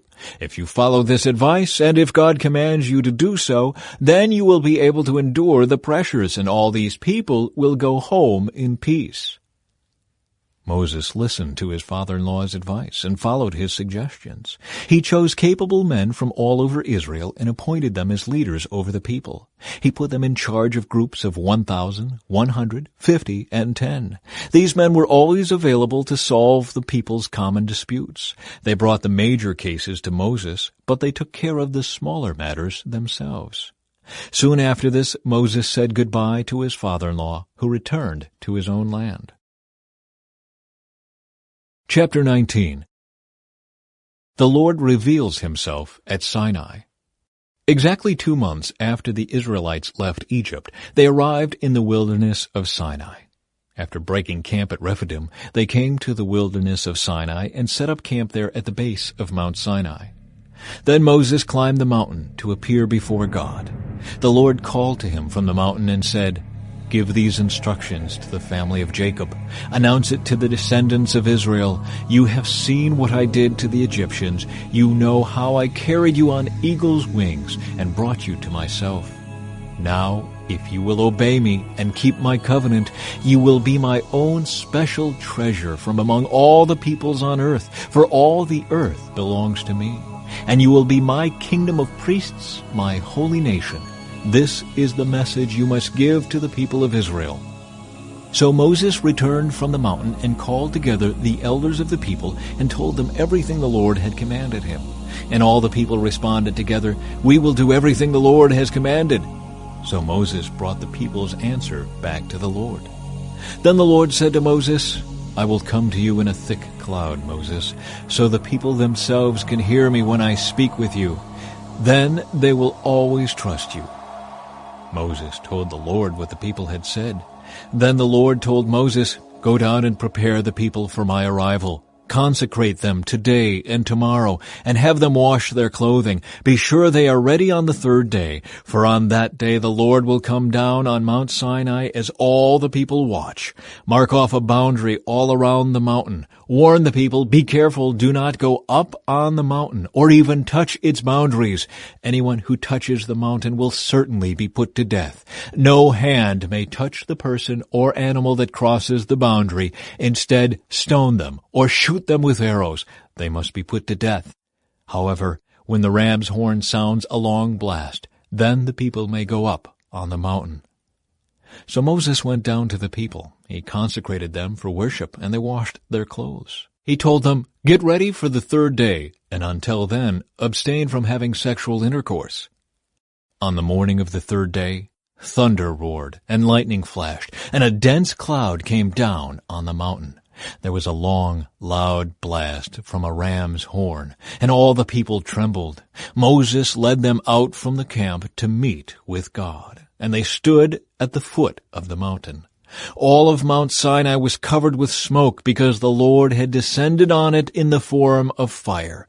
The smoke billowed into the sky like smoke from a brick kiln, and the whole mountain shook violently. As the blast of the ram's horn grew louder and louder, Moses spoke, and God thundered his reply. The Lord came down on the top of Mount Sinai and called Moses to the top of the mountain. So Moses climbed the mountain. Then the Lord told Moses, "Go back down and warn the people not to break through the boundaries to see the Lord, or they will die. Even the priests who regularly come near to the Lord must purify themselves so that the Lord does not break out and destroy them." "But Lord," Moses protested, "the people cannot come up to Mount Sinai. You already warned us. You told me mark off a boundary all around the mountain to set it apart as holy." But the Lord said, "Go down and bring Aaron back up with you. In the meantime, do not let the priests or the people break through to approach the Lord, or he will break out and destroy them." So Moses went down to the people and told them what the Lord had said. Chapter 20. 10 Commandments for the Covenant Community. Then God gave the people all these instructions. "I am the Lord your God, who rescued you from the land of Egypt, the place of your slavery. You must not have any other god but me. You must not make for yourself an idol of any kind, or an image of anything in the heavens, or on the earth, or in the sea. You must not bow down to them or worship them, for I, the Lord your God, am a jealous God who will not tolerate your affection for any other gods. I lay the sins of the parents upon their children. The entire family is affected, even children in the 3rd and 4th generations of those who reject me. But I lavish unfailing love for 1,000 generations on those who love me and obey my commands. You must not misuse the name of the Lord your God. The Lord will not let you go unpunished if you misuse his name. Remember to observe the Sabbath day by keeping it holy. You have 6 days each week for your ordinary work. But the seventh day is a Sabbath day of rest, dedicated to the Lord your God. On that day, no one in your household may do any work. This includes you, your sons and daughters, your male and female servants, your livestock, and any foreigners living among you. For in 6 days the Lord made the heavens, the earth, the sea, and everything in them. But on the seventh day he rested. That is why the Lord blessed the Sabbath day and set it apart as holy. Honor your father and mother. Then you will live a long, full life in the land the Lord your God is giving you. You must not murder. You must not commit adultery. You must not steal. You must not testify falsely against your neighbor. You must not covet your neighbor's house. You must not covet your neighbor's wife, male or female servant, ox or donkey, or anything else that belongs to your neighbor. When the people heard the thunder and the loud blast of the ram's horn, and when they saw the flashes of lightning and the smoke billowing from the mountain, they stood at a distance, trembling with fear. And they said to Moses, "You speak to us, and we will listen, but don't let God speak directly to us, or we will die." "Don't be afraid," Moses answered them, "for God has come in this way to test you, and so that your fear of him will keep you from sinning." As the people stood in the distance, Moses approached the dark cloud where God was. Proper use of altars. And the Lord said to Moses, "Say this to the people of Israel, You saw for yourselves that I spoke to you from heaven. Remember, you must not make any idols of silver or gold to rival me. Build for me an altar made of earth, and offer your sacrifices to me, your burnt offerings and peace offerings, your sheep and goats, and your cattle. Build my altar wherever I cause my name to be remembered, and I will come to you and bless you. If you use stones to build my altar, use only natural, uncut stones. Do not shape the stones with a tool, for that would make the altar unfit for holy use. And do not approach my altar by going up steps. If you do, someone might look up under your clothing and see your nakedness." Chapter 21. Fair treatment of slaves. These are the regulations you must present to Israel. If you buy a Hebrew slave, he may serve for no more than 6 years. Set him free in the 7th year, and he will owe you nothing for his freedom. If he was single when he became your slave, he shall leave single. But if he was married before he became a slave, then his wife must be freed with him.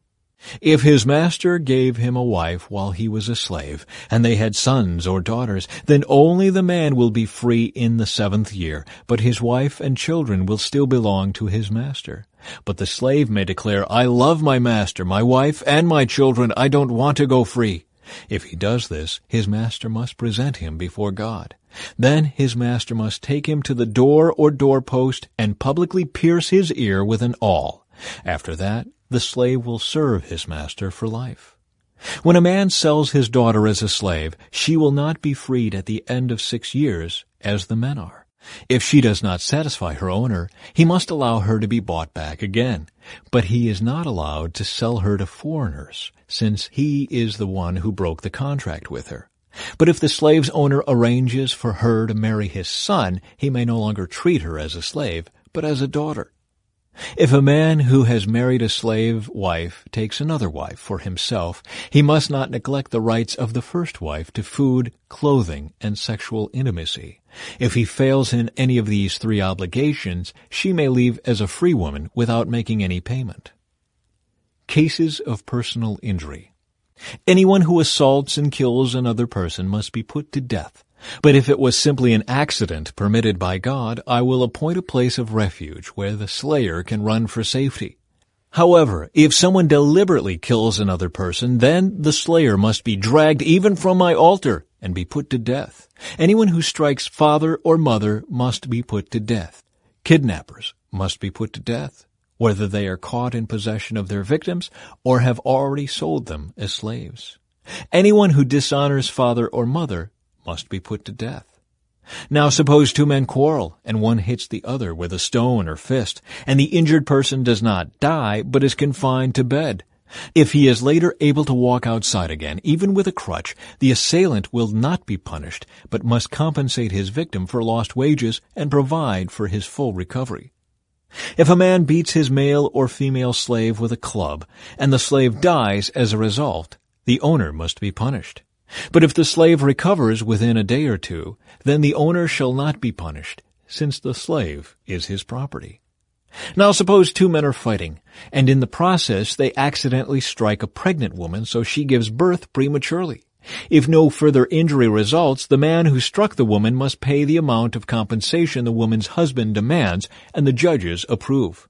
But if there is further injury, the punishment must match the injury. A life for a life, an eye for an eye, a tooth for a tooth, a hand for a hand, a foot for a foot, a burn for a burn, a wound for a wound, a bruise for a bruise. If a man hits his male or female slave in the eye and the eye is blinded, he must let the slave go free to compensate for the eye. And if a man knocks out the tooth of his male or female slave, he must let the slave go free to compensate for the tooth. If an ox gores a man or woman to death, the ox must be stoned, and its flesh may not be eaten. In such a case, however, the owner will not be held liable. But suppose the ox had a reputation for goring, and the owner had been informed but failed to keep it under control. If the ox then kills someone, it must be stoned, and the owner must also be put to death. However, the dead person's relatives may accept payment to compensate for the loss of life. The owner of the ox may redeem his life by paying whatever is demanded. The same regulation applies if the ox gores a boy or a girl. But if the ox gores a slave, either male or female, the animal's owner must pay the slave's owner 30 silver coins, and the ox must be stoned. Suppose someone digs or uncovers a pit and fails to cover it, and then an ox or a donkey falls into it. The owner of the pit must pay full compensation to the owner of the animal, but then he gets to keep the dead animal. If someone's ox injures a neighbor's ox, and the injured ox dies, then the two owners must sell the live ox and divide the price equally between them. They must also divide the dead animal. But if the ox had a reputation for goring, yet its owner failed to keep it under control, he must pay full compensation, a live ox for the dead one, but he may keep the dead ox. Chapter 22. Protection of property. If someone steals an ox or sheep and then kills or sells it, the thief must pay back 5 oxen for each ox stolen, and 4 sheep for each sheep stolen. If a thief is caught in the act of breaking into a house and is struck and killed in the process, the person who killed the thief is not guilty of murder. But if it happens in daylight, the one who killed the thief is guilty of murder. A thief who is caught must pay in full for everything he stole. If he cannot pay, he must be sold as a slave to pay for his theft. If someone steals an ox or a donkey or a sheep, and it is found in the thief's possession, then the thief must pay double the value of the stolen animal. If an animal is grazing in a field or vineyard and the owner lets it stray into someone else's field to graze, then the animal's owner must pay compensation from the best of his own grain or grapes. If you are burning thorn bushes and the fire gets out of control and spreads into another person's field, destroying the sheaves or the uncut grain or the whole crop, the one who started the fire must pay for the lost crop. Suppose someone leaves money or goods with a neighbor for safekeeping, and they are stolen from the neighbor's house. If the thief is caught, the compensation is double the value of what was stolen. But if the thief is not caught, the neighbor must appear before God, who will determine if he stole the property. Suppose there is a dispute between two people who both claim to own a particular ox, donkey, sheep, article of clothing, or any lost property. Both parties must come before God, and the person whom God declares guilty must pay double compensation to the other. Now suppose someone leaves a donkey, ox, sheep, or any other animal with a neighbor for safekeeping, but it dies or is injured or gets away, and no one sees what happened. The neighbor must then take an oath in the presence of the Lord. If the Lord confirms that the neighbor did not steal the property, the owner must accept the verdict and no payment will be required. But if the animal was indeed stolen, the guilty person must pay compensation to the owner. If it was torn to pieces by a wild animal, the remains of the carcass must be shown as evidence, and no compensation will be required. If someone borrows an animal from a neighbor and it is injured or dies when the owner is absent, the person who borrowed it must pay full compensation. But if the owner was present, no compensation is required. And no compensation is required if the animal was rented, for this loss is covered by the rental fee. Social responsibility. If a man seduces a virgin who is not engaged to anyone and has sex with her, he must pay the customary bride price and marry her. But if her father refuses to let him marry her, the man must still pay him an amount equal to the bride price of a virgin. You must not allow a sorceress to live. Anyone who has sexual relations with an animal must certainly be put to death. Anyone who sacrifices to any god other than the Lord must be destroyed. You must not mistreat or oppress foreigners in any way. Remember, you yourselves were once foreigners in the land of Egypt.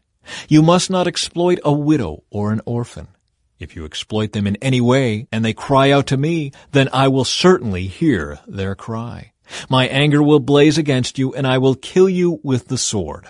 Then your wives will be widows, and your children fatherless. If you lend money to any of my people who are in need, do not charge interest as a moneylender would. If you take your neighbor's cloak as security for a loan, you must return it before sunset. This coat may be the only blanket your neighbor has. How can a person sleep without it? If you do not return it and your neighbor cries out to me for help, then I will hear, for I am merciful. You must not dishonor God or curse any of your rulers. You must not hold anything back when you give me offerings from your crops and your wine. You must give me your firstborn sons. You must also give me the firstborn of your cattle, sheep, and goats, but leave the newborn animal with its mother for 7 days, then give it to me on the 8th day. You must be my holy people. Therefore do not eat any animal that has been torn up and killed by wild animals. Throw it to the dogs. Chapter 23. A call for justice. You must not pass along false rumors. You must not cooperate with evil people by lying on the witness stand. You must not follow the crowd in doing wrong. When you are called to testify in a dispute, do not be swayed by the crowd to twist justice. And do not slant your testimony in favor of a person just because that person is poor. If you come upon your enemy's ox or donkey that has strayed away, take it back to its owner. If you see that the donkey of someone who hates you has collapsed under its load, do not walk by. Instead, stop and help. In a lawsuit, you must not deny justice to the poor. Be sure never to charge anyone falsely with evil. Never sentence an innocent or blameless person to death, for I never declare a guilty person to be innocent. Take no bribes, for a bribe makes you ignore something that you clearly see. A bribe makes even a righteous person twist the truth. You must not oppress foreigners. You know what it's like to be a foreigner, for you yourselves were once foreigners in the land of Egypt. Plant and harvest your crops for 6 years, but let the land be renewed and lie uncultivated during the 7th year. Then let the poor among you harvest whatever grows on its own. Leave the rest for wild animals to eat. The same applies to your vineyards and olive groves. You have 6 days each week for your ordinary work, but on the 7th day you must stop working. This gives your ox and your donkey a chance to rest. It also allows your slaves and the foreigners living among you to be refreshed. Pay close attention to all my instructions. You must not call on the name of any other gods. Do not even speak their names. 3 annual festivals. Each year you must celebrate 3 festivals in my honor. First, celebrate the festival of unleavened bread. For 7 days the bread you eat must be made without yeast, just as I commanded you. Celebrate this festival annually at the appointed time in early spring, in the month of Abib, for that is the anniversary of your departure from Egypt. No one may appear before me without an offering. Second, celebrate the festival of harvest, when you bring me the first crops of your harvest. Finally, celebrate the festival of the final harvest at the end of the harvest season, when you have harvested all the crops from your fields. At these 3 times each year, every man in Israel must appear before the sovereign, the Lord. You must not offer the blood of my sacrificial offerings together with any baked goods containing yeast, and do not leave the fat from the festival offerings until the next morning. As you harvest your crops, bring the very best of the first harvest to the house of the Lord your God. You must not cook a young goat in its mother's milk. A promise of the Lord's presence. See, I am sending an angel before you to protect you on your journey and lead you safely to the place I have prepared for you. Pay close attention to him and obey his instructions. Do not rebel against him, for he is my representative, and he will not forgive your rebellion. But if you are careful to obey him, following all my instructions, then I will be an enemy to your enemies, and I will oppose those who oppose you. For my angel will go before you and bring you into the land of the Amorites, Hittites, Perizzites, Canaanites, Hivites, and Jebusites, so you may live there. And I will destroy them completely. You must not worship the gods of these nations or serve them in any way or imitate their evil practices. Instead, you must utterly destroy them and smash their sacred pillars. You must serve only the Lord your God. If you do, I will bless you with food and water, and I will protect you from illness. There will be no miscarriages or infertility in your land, and I will give you long, full lives. I will send my terror ahead of you and create panic among all the people whose lands you invade. I will make all your enemies turn and run. I will send terror ahead of you to drive out the Hivites, Canaanites, and Hittites. But I will not drive them out in a single year, because the land would become desolate and the wild animals would multiply and threaten you. I will drive them out a little at a time until your population has increased enough to take possession of the land. And I will fix your boundaries from the Red Sea to the Mediterranean Sea, and from the eastern wilderness to the Euphrates River. I will hand over to you the people now living in the land, and you will drive them out ahead of you. Make no treaties with them or their gods. They must not live in your land, or they will cause you to sin against me. If you serve their gods, you will be caught in the trap of idolatry. Chapter 24. Israel accepts the Lord's covenant. Then the Lord instructed Moses, "Come up here to me, and bring along Aaron, Nadab, Abihu, and 70 of Israel's elders. All of you must worship from a distance. Only Moses is allowed to come near to the Lord. The others must not come near, and none of the other people are allowed to climb up the mountain with him." Then Moses went down to the people and repeated all the instructions and regulations the Lord had given him. All the people answered with one voice, "We will do everything the Lord has commanded." Then Moses carefully wrote down all the Lord's instructions. Early the next morning, Moses got up and built an altar at the foot of the mountain. He also set up 12 pillars, one for each of the 12 tribes of Israel. Then he sent some of the young Israelite men to present burnt offerings and to sacrifice bulls as peace offerings to the Lord. Moses drained half the blood from these animals into basins. The other half he splattered against the altar. Then he took the book of the covenant and read it aloud to the people. Again they all responded, "We will do everything the Lord has commanded. We will obey." Then Moses took the blood from the basins and splattered it over the people, declaring, "Look, this blood confirms the covenant the Lord has made with you in giving you these instructions." Then Moses, Aaron, Nadab, Abihu, and the 70 elders of Israel climbed up the mountain. There they saw the God of Israel. Under his feet there seemed to be a surface of brilliant blue lapis lazuli, as clear as the sky itself. And though these nobles of Israel gazed upon God, he did not destroy them. In fact, they ate a covenant meal, eating and drinking in his presence. Then the Lord said to Moses, "Come up to me on the mountain. Stay there, and I will give you the tablets of stone on which I have inscribed the instructions and commands, so you can teach the people." So Moses and his assistant Joshua set out, and Moses climbed up the mountain of God. Moses told the elders, "Stay here and wait for us until we come back. Aaron and Hur are here with you. If anyone has a dispute while I am gone, consult with them." Then Moses climbed up the mountain, and the cloud covered it. And the glory of the Lord settled down on Mount Sinai, and the cloud covered it for 6 days. On the 7th day, the Lord called to Moses from inside the cloud. To the Israelites at the foot of the mountain, the glory of the Lord appeared at the summit like a consuming fire. Then Moses disappeared into the cloud as he climbed higher up the mountain. He remained on the mountain 40 days and 40 nights. Chapter 25. Offerings for the Tabernacle.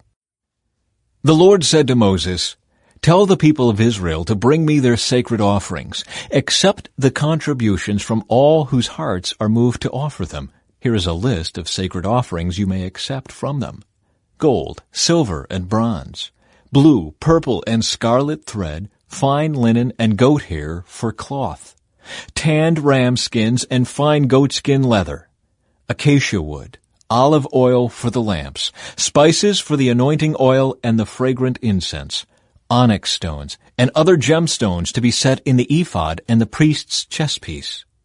Have the people of Israel build me a holy sanctuary so I can live among them. You must build this tabernacle and its furnishings exactly according to the pattern I will show you." Plans for the Ark of the Covenant. Have the people make an ark of acacia wood, a sacred chest 45 inches long, 27 inches wide, and 27 inches high.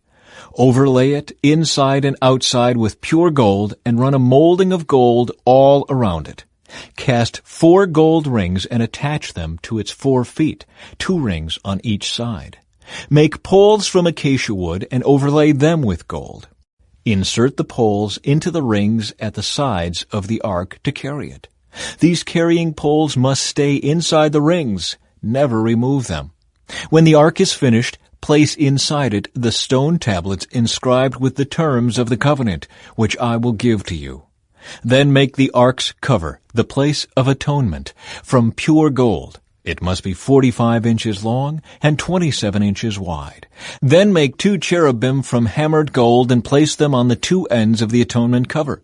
Mold the cherubim on each end of the atonement cover, making it all of 1 piece of gold. The cherubim will face each other and look down on the atonement cover. With their wings spread above it, they will protect it. Place inside the ark the stone tablets inscribed with the terms of the covenant, which I will give to you. Then put the atonement cover on top of the ark. I will meet with you there and talk to you from above the atonement cover, between the gold cherubim that hover over the ark of the covenant. From there I will give you my commands for the people of Israel. Plans for the table. Then make a table of acacia wood, 36 inches long, 18 inches wide, and 27 inches high. Overlay it with pure gold and run a gold molding around the edge. Decorate it with a 3-inch border all around and run a gold molding along the border. Make 4 gold rings for the table and attach them at the 4 corners next to the 4 legs. Attach the rings near the border to hold the poles that are used to carry the table. Make these poles from acacia wood and overlay them with gold. Make special containers of pure gold for the table, bowls, pans, pitchers, and jars, to be used in pouring out liquid offerings. Place the bread of the presence on the table to remain before me at all times. Plans for the lampstand. Make a lampstand of pure hammered gold. Make the entire lampstand and its decorations of 1 piece: the base, center stem, lamp cups, buds, and petals. Make it with 6 branches going out from the center stem, 3 on each side. Each of the 6 branches will have 3 lamp cups shaped like almond blossoms, complete with buds and petals. Craft the center stem of the lampstand with 4 lamp cups shaped like almond blossoms, complete with buds and petals. There will also be an almond bud beneath each pair of branches, where the 6 branches extend from the center stem. The almond buds and branches must all be of 1 piece with the center stem, and they must be hammered from pure gold. Then make the 7 lamps for the lampstand and set them so they reflect their light forward. The lamp snuffers and trays must also be made of pure gold. You will need 75 pounds of pure gold for the lampstand and its accessories. Be sure that you make everything according to the pattern I have shown you here on the mountain. Chapter 26. Plans for the Tabernacle. Make the tabernacle from 10 curtains of finely woven linen. Decorate the curtains with blue, purple, and scarlet thread and with skillfully embroidered cherubim. These 10 curtains must all be exactly the same size, 42 feet long and 6 feet wide. Join 5 of these curtains together to make one long curtain. Then join the other 5 into a second long curtain. Put loops of blue yarn along the edge of the last curtain in each set. The 50 loops along the edge of one curtain are to match the 50 loops along the edge of the other curtain. Then make 50 gold clasps and fasten the long curtains together with the clasps. In this way, the tabernacle will be made of one continuous piece. Make 11 curtains of goat hair cloth to serve as a tent covering for the tabernacle. These 11 curtains must all be exactly the same size, 45 feet long and 6 feet wide. Join 5 of these curtains together to make one long curtain and join the other 6 into a second long curtain. Allow 3 feet of material from the second set of curtains to hang over the front of the sacred tent. Make 50 loops for one edge of each large curtain. Then make 50 bronze clasps and fasten the loops of the long curtains with the clasps. In this way, the tent covering will be made of one continuous piece. The remaining 3 feet of this tent covering will be left to hang over the back of the tabernacle. Allow 18 inches of remaining material to hang down over each side so the tabernacle is completely covered. Complete the tent covering with a protective layer of tanned ram skins and a layer of fine goatskin leather. For the framework of the tabernacle, construct frames of acacia wood. Each frame must be 15 feet high and 27 inches wide, with 2 pegs under each frame. Make all the frames identical. Make 20 of these frames to support the curtains on the south side of the tabernacle. Also make 40 silver bases, 2 bases under each frame, with the pegs fitting securely into the bases. For the north side of the tabernacle, make another 20 frames with their 40 silver bases, 2 bases under each frame. Make 6 frames for the rear, the west side of the tabernacle, along with 2 additional frames to reinforce the rear corners of the tabernacle. These corner frames will be matched at the bottom and firmly attached at the top with a single ring, forming a single corner unit. Make both of these corner units the same way. So there will be 8 frames at the rear of the tabernacle set in 16 silver bases, 2 bases under each frame. Make crossbars of acacia wood to link the frames, 5 crossbars for the north side of the tabernacle and 5 for the south side. Also make 5 crossbars for the rear of the tabernacle, which will face west. The middle crossbar, attached halfway up the frames, will run all the way from one end of the tabernacle to the other. Overlay the frames with gold and make gold rings to hold the crossbars. Overlay the crossbars with gold as well. Set up this tabernacle according to the pattern you were shown on the mountain.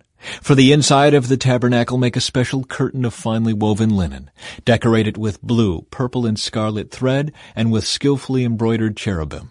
Hang this curtain on gold hooks attached to 4 posts of acacia wood. Overlay the posts with gold and set them in 4 silver bases. Hang the inner curtain from clasps and put the Ark of the Covenant in the room behind it. This curtain will separate the holy place from the most holy place. Then put the Ark's cover, the place of atonement, on top of the Ark of the Covenant inside the most holy place. Place the table outside the inner curtain on the north side of the tabernacle and place the lampstand across the room on the south side. Make another curtain for the entrance to the sacred tent. Make it of finely woven linen and embroider it with exquisite designs using blue, purple, and scarlet thread. Craft 5 posts from acacia wood, overlay them with gold, and hang the curtain from them with gold hooks. Cast 5 bronze bases for the posts. Chapter 27.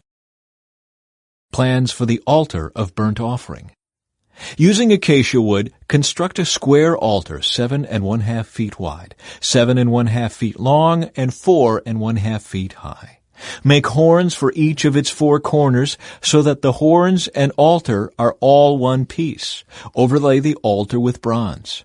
Make ash buckets, shovels, basins, meat forks, and fire pans, all of bronze. Make a bronze grating for it and attach 4 bronze rings at its 4 corners. Install the grating halfway down the side of the altar under the ledge. For carrying the altar, make poles from acacia wood and overlay them with bronze. Insert the poles through the rings on the 2 sides of the altar. The altar must be hollow, made from planks. Build it just as you were shown on the mountain. Plans for the courtyard. Then make the courtyard for the tabernacle enclosed with curtains made of finely woven linen. On the south side, make the curtains 150 feet long. They will be held up by 20 posts set securely in 20 bronze bases. Hang the curtains with silver hooks and rings. Make the curtains the same on the north side, 150 feet of curtains held up by 20 posts set securely in bronze bases. Hang the curtains with silver hooks and rings. The curtains on the west end of the courtyard will be 75 feet long, supported by 10 posts set into 10 bases. The east end of the courtyard, the front, will also be 75 feet long. The courtyard entrance will be on the east end, flanked by 2 curtains. The curtain on the right side will be 22 1/2 feet long, supported by 3 posts set into 3 bases. The curtain on the left side will also be 22 1/2 feet long, supported by 3 posts set into 3 bases. For the entrance to the courtyard, make a curtain that is 30 feet long. Make it from finely woven linen and decorate it with beautiful embroidery in blue, purple, and scarlet thread. Support it with 4 posts, each securely set in its own base. All the posts around the courtyard must have silver rings and hooks and bronze bases. So the entire courtyard will be 150 feet long and 75 feet wide, with curtain walls 7 1/2 feet high, made from finely woven linen.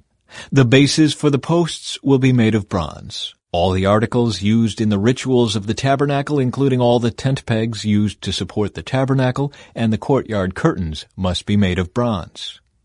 Light for the tabernacle. Command the people of Israel to bring you pure oil of pressed olives for the light, to keep the lamps burning continually.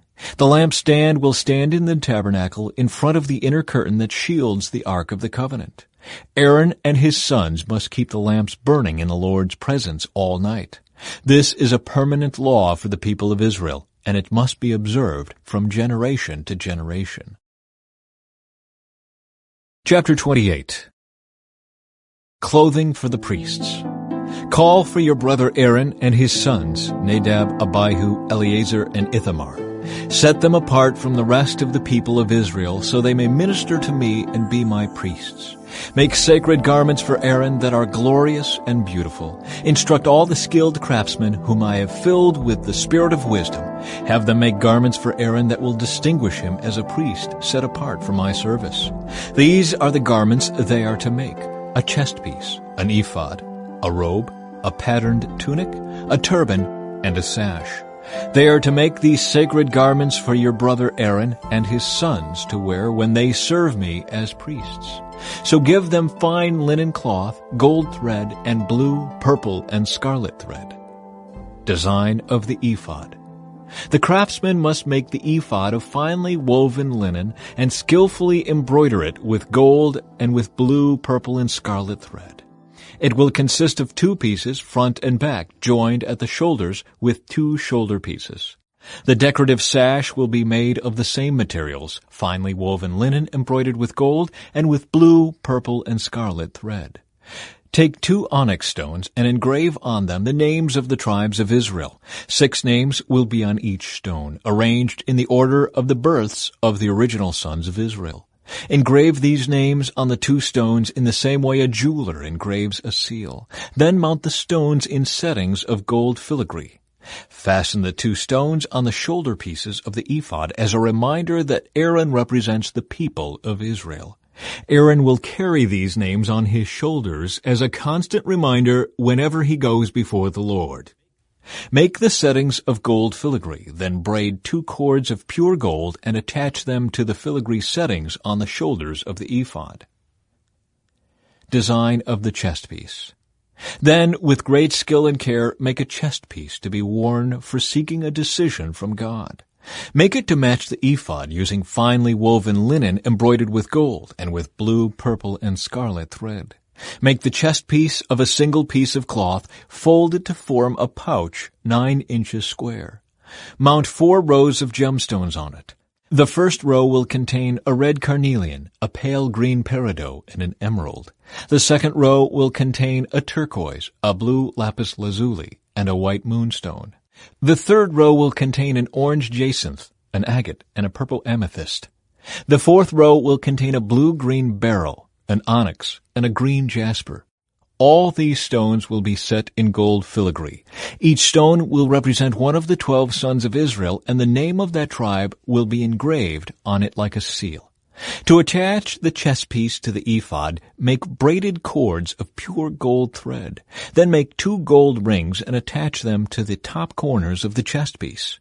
Tie the 2 gold cords to the 2 rings on the chest piece. Tie the other ends of the cords to the gold settings on the shoulder pieces of the ephod. Then make 2 more gold rings and attach them to the inside edges of the chest piece next to the ephod. And make 2 more gold rings and attach them to the front of the ephod below the shoulder pieces, just above the knot where the decorative sash is fastened to the ephod. Then attach the bottom rings of the chest piece to the rings on the ephod with blue cords.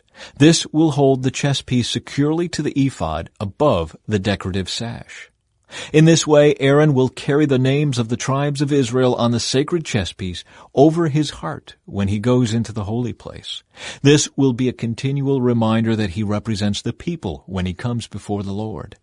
Insert the Urim and Thummim into the sacred chest piece so they will be carried over Aaron's heart when he goes into the Lord's presence. In this way, Aaron will always carry over his heart the objects used to determine the Lord's will for his people whenever he goes in before the Lord. Additional clothing for the priests. Make the robe that is worn with the ephod from a single piece of blue cloth, with an opening for Aaron's head in the middle of it. Reinforce the opening with a woven collar so it will not tear. Make pomegranates out of blue, purple, and scarlet yarn and attach them to the hem of the robe with gold bells between them. The gold bells and pomegranates are to alternate all around the hem. Aaron will wear this robe whenever he ministers before the Lord, and the bells will tinkle as he goes in and out of the Lord's presence in the holy place. If he wears it, he will not die. Next, make a medallion of pure gold and engrave it like a seal with these words, "Holy to the Lord." Attach the medallion with a blue cord to the front of Aaron's turban, where it must remain. Aaron must wear it on his forehead so he may take on himself any guilt of the people of Israel when they consecrate their sacred offerings. He must always wear it on his forehead so the Lord will accept the people. Weave Aaron's patterned tunic from fine linen cloth. Fashion the turban from this linen as well. Also make a sash and decorate it with colorful embroidery. For Aaron's sons, make tunics, sashes, and special head coverings that are glorious and beautiful. Clothe your brother Aaron and his sons with these garments, and then anoint and ordain them. Consecrate them so they can serve as my priests.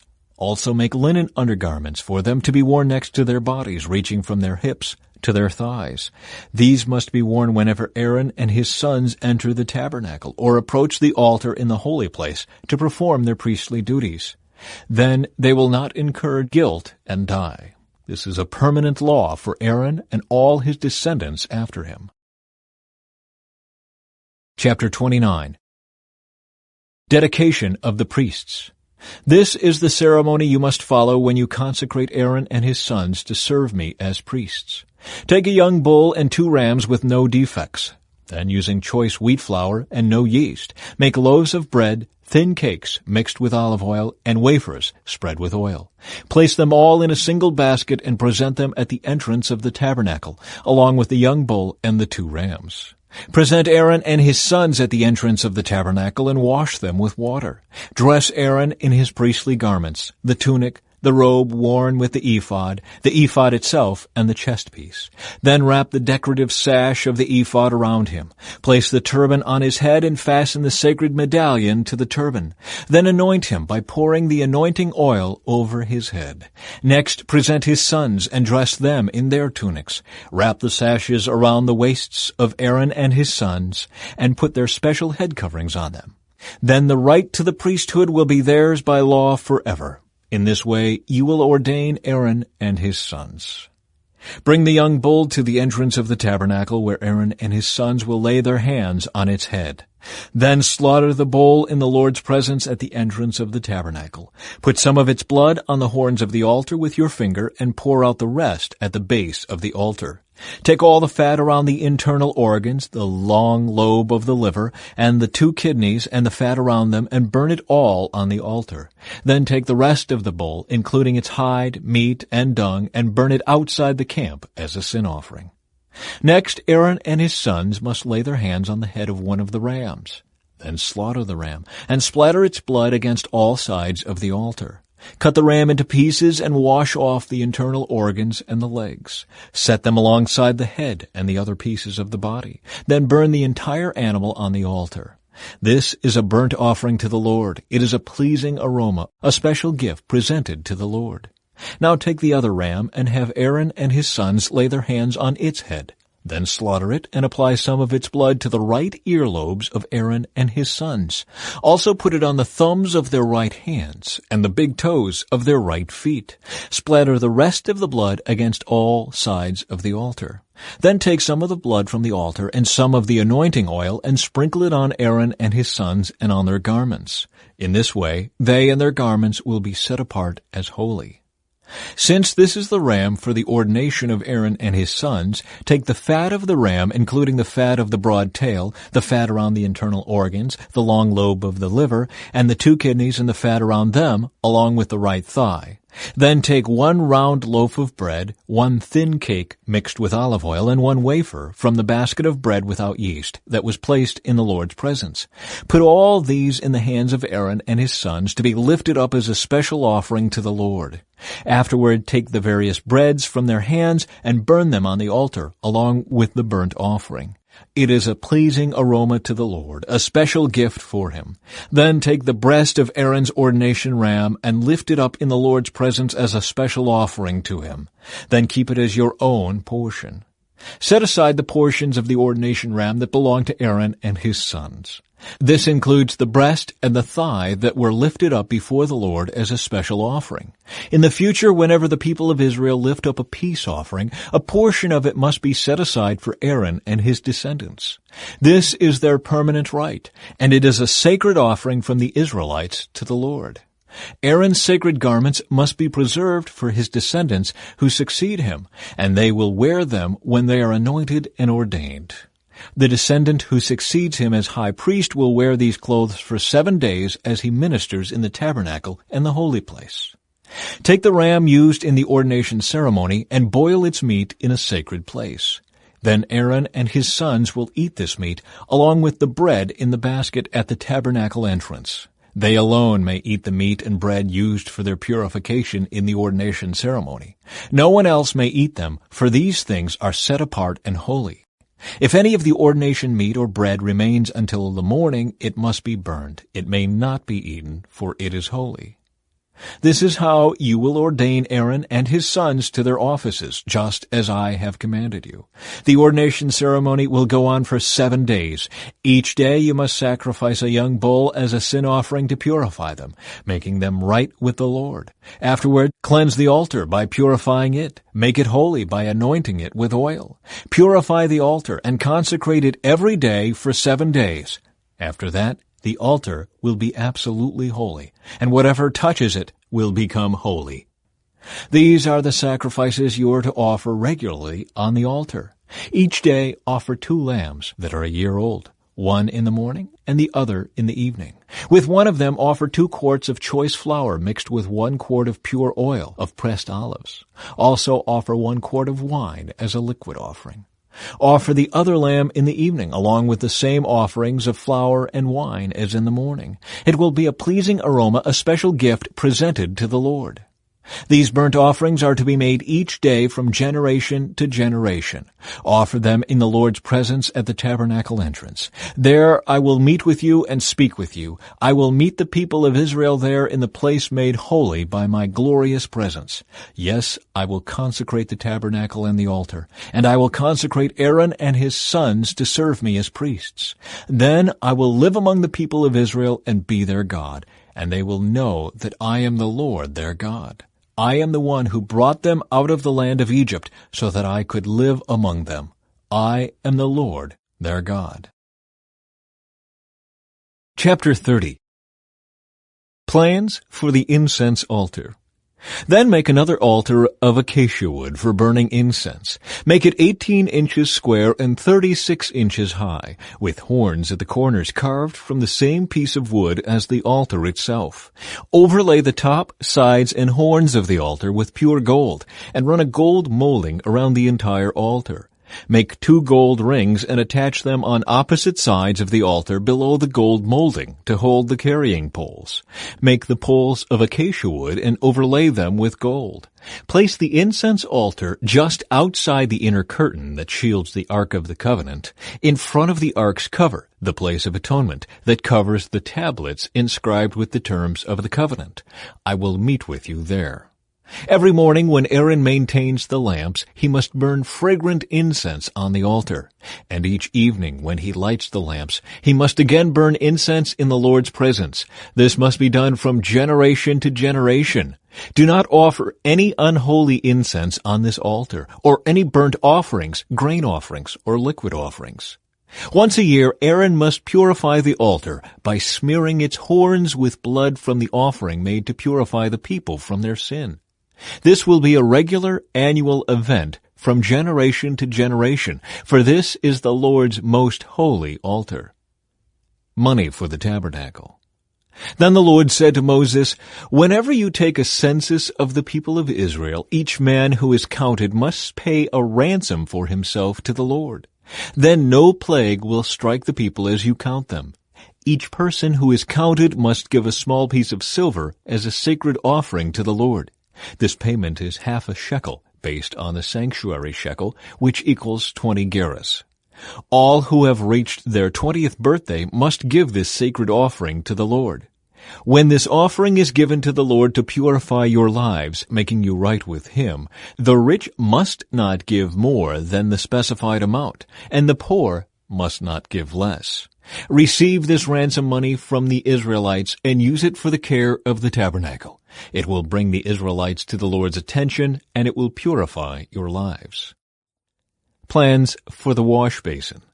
Then the Lord said to Moses, "Make a bronze wash basin with a bronze stand. Place it between the tabernacle and the altar, and fill it with water. Aaron and his sons will wash their hands and feet there. They must wash with water whenever they go into the tabernacle to appear before the Lord, and when they approach the altar to burn up their special gifts to the Lord, or they will die. They must always wash their hands and feet, or they will die. This is a permanent law for Aaron and his descendants to be observed from generation to generation." The anointing oil.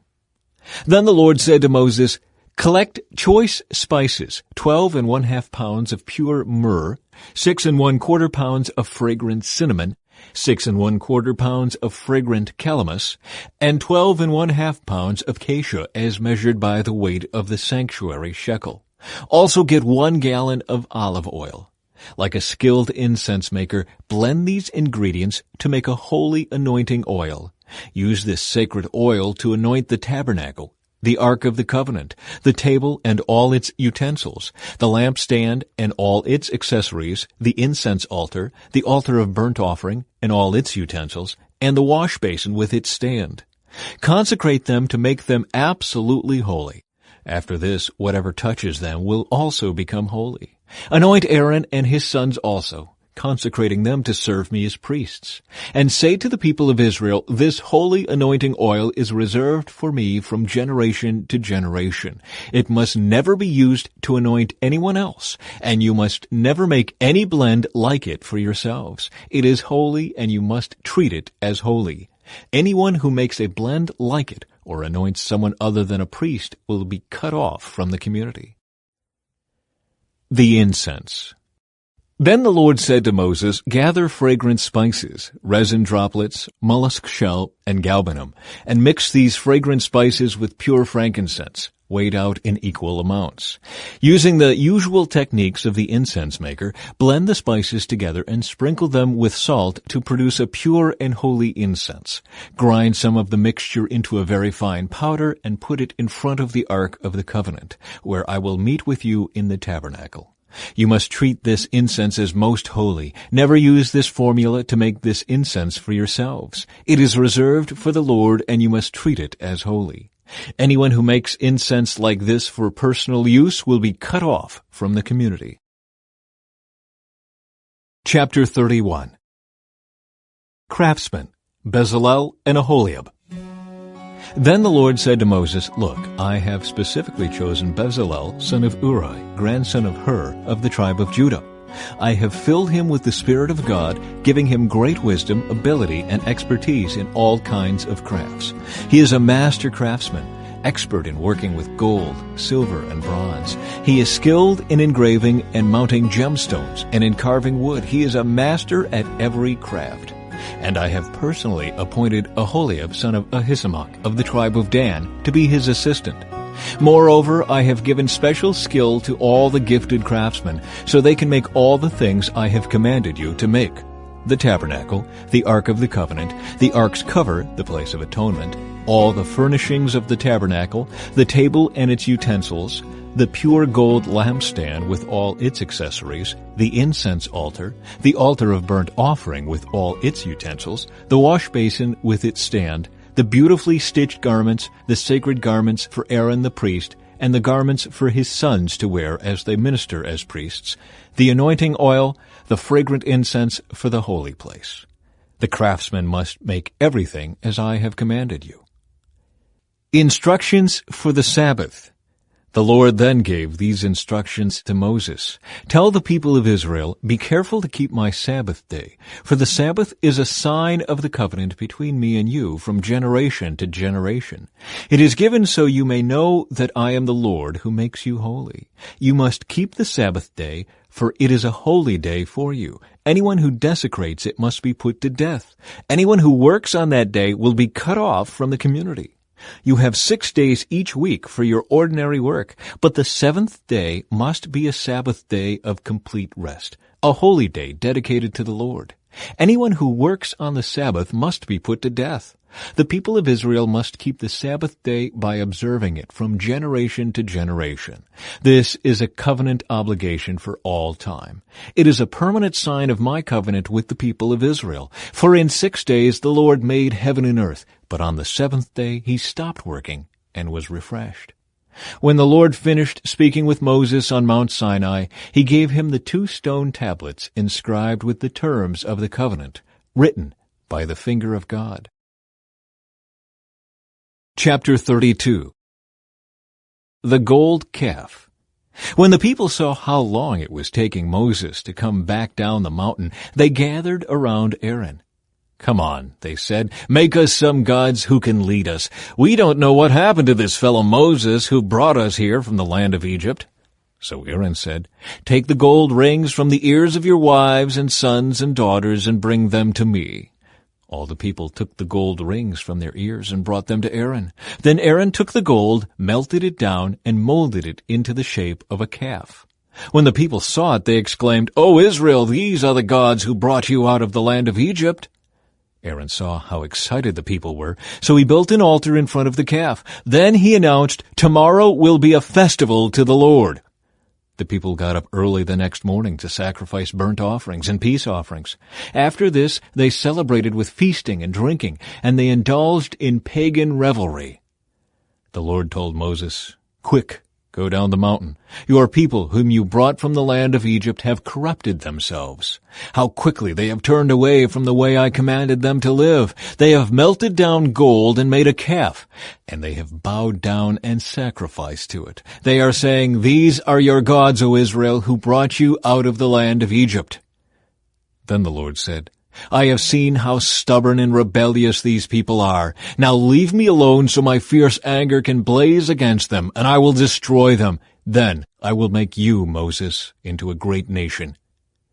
But Moses tried to pacify the Lord his God. "O Lord," he said, "why are you so angry with your own people, whom you brought from the land of Egypt with such great power and such a strong hand? Why let the Egyptians say, 'Their God rescued them with the evil intention of slaughtering them in the mountains and wiping them from the face of the earth'?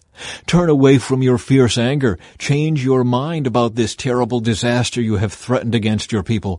Remember your servants, Abraham, Isaac, and Jacob. You bound yourself with an oath to them, saying, 'I will make your descendants as numerous as the stars of heaven, and I will give them all of this land that I have promised to your descendants, and they will possess it forever.'"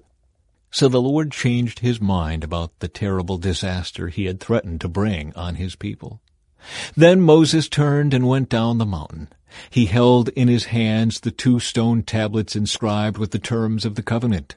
They were inscribed on both sides, front and back. These tablets were God's work. The words on them were written by God himself.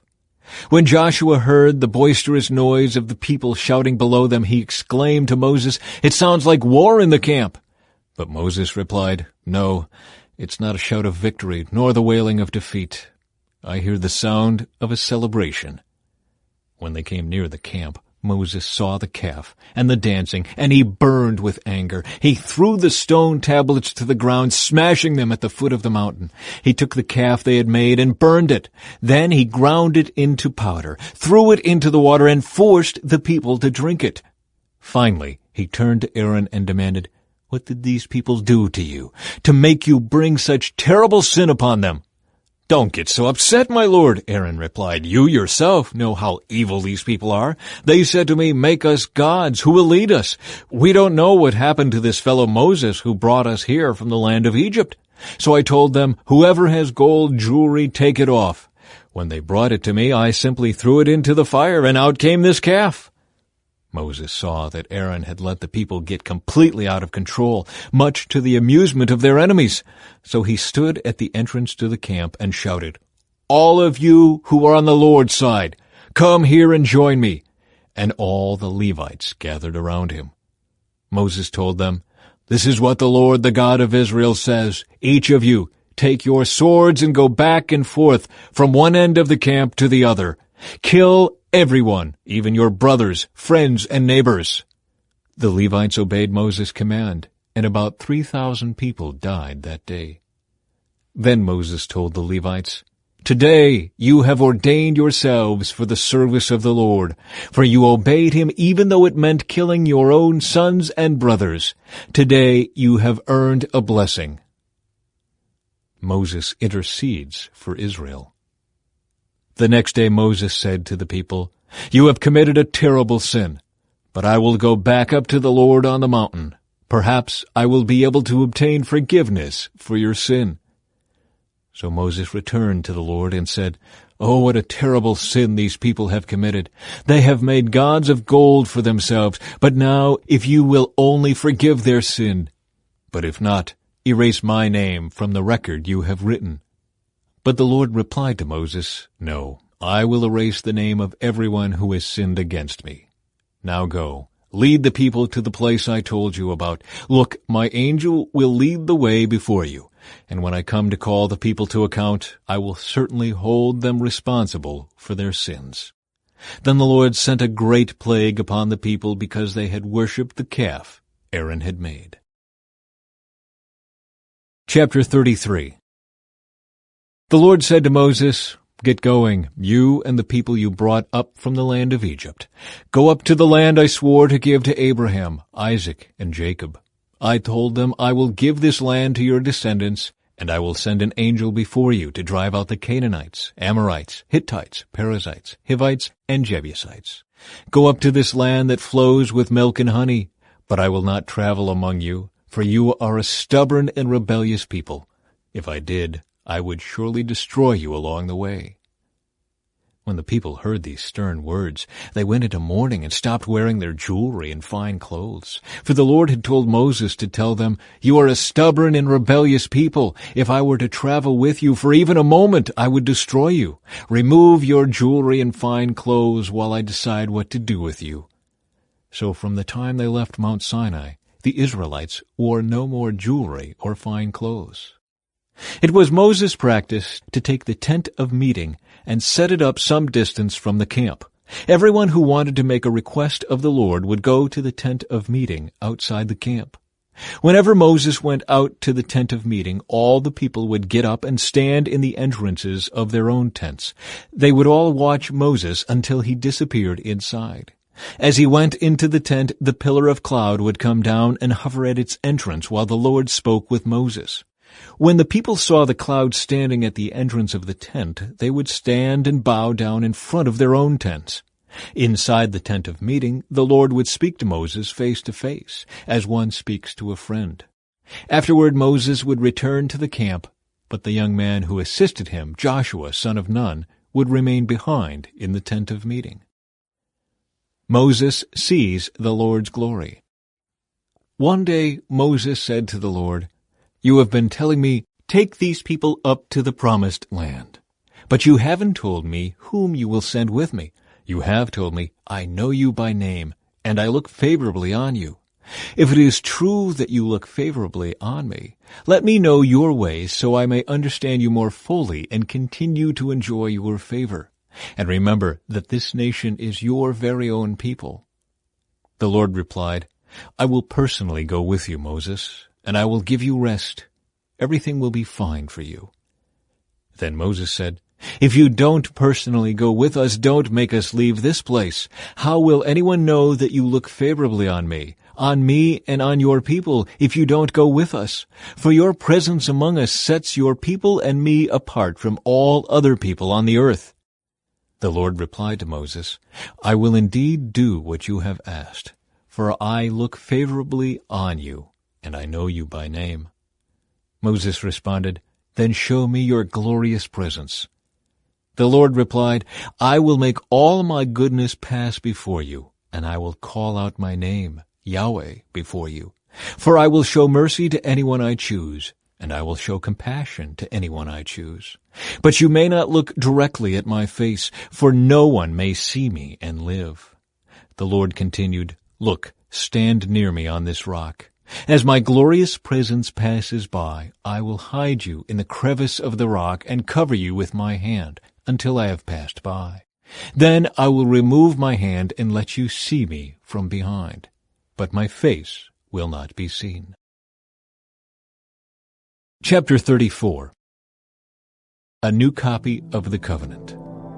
Then the Lord told Moses, "Chisel out 2 stone tablets like the first ones. I will write on them the same words that were on the tablets you smashed. Be ready in the morning to climb up Mount Sinai and present yourself to me on the top of the mountain. No one else may come with you. In fact, no one is to appear anywhere on the mountain. Do not even let the flocks or herds graze near the mountain." So Moses chiseled out 2 tablets of stone like the first ones. Early in the morning he climbed Mount Sinai as the Lord had commanded him, and he carried the 2 stone tablets in his hands. Then the Lord came down in a cloud and stood there with him, and he called out his own name, Yahweh. The Lord passed in front of Moses, calling out, "Yahweh, the Lord, the God of compassion and mercy. I am slow to anger and filled with unfailing love and faithfulness. I lavish unfailing love to 1,000 generations. I forgive iniquity, rebellion, and sin, but I do not excuse the guilty. I lay the sins of the parents upon their children and grandchildren. The entire family is affected, even children in the 3rd and 4th generations." Moses immediately threw himself to the ground and worshipped. And he said, "O Lord, if it is true that I have found favor with you, then please travel with us. Yes, this is a stubborn and rebellious people, but please forgive our iniquity and our sins. Claim us as your own special possession. The Lord replied, "Listen, I am making a covenant with you in the presence of all your people. I will perform miracles that have never been performed anywhere in all the earth or in any nation, and all the people around you will see the power of the Lord, the awesome power I will display for you. But listen carefully to everything I command you today.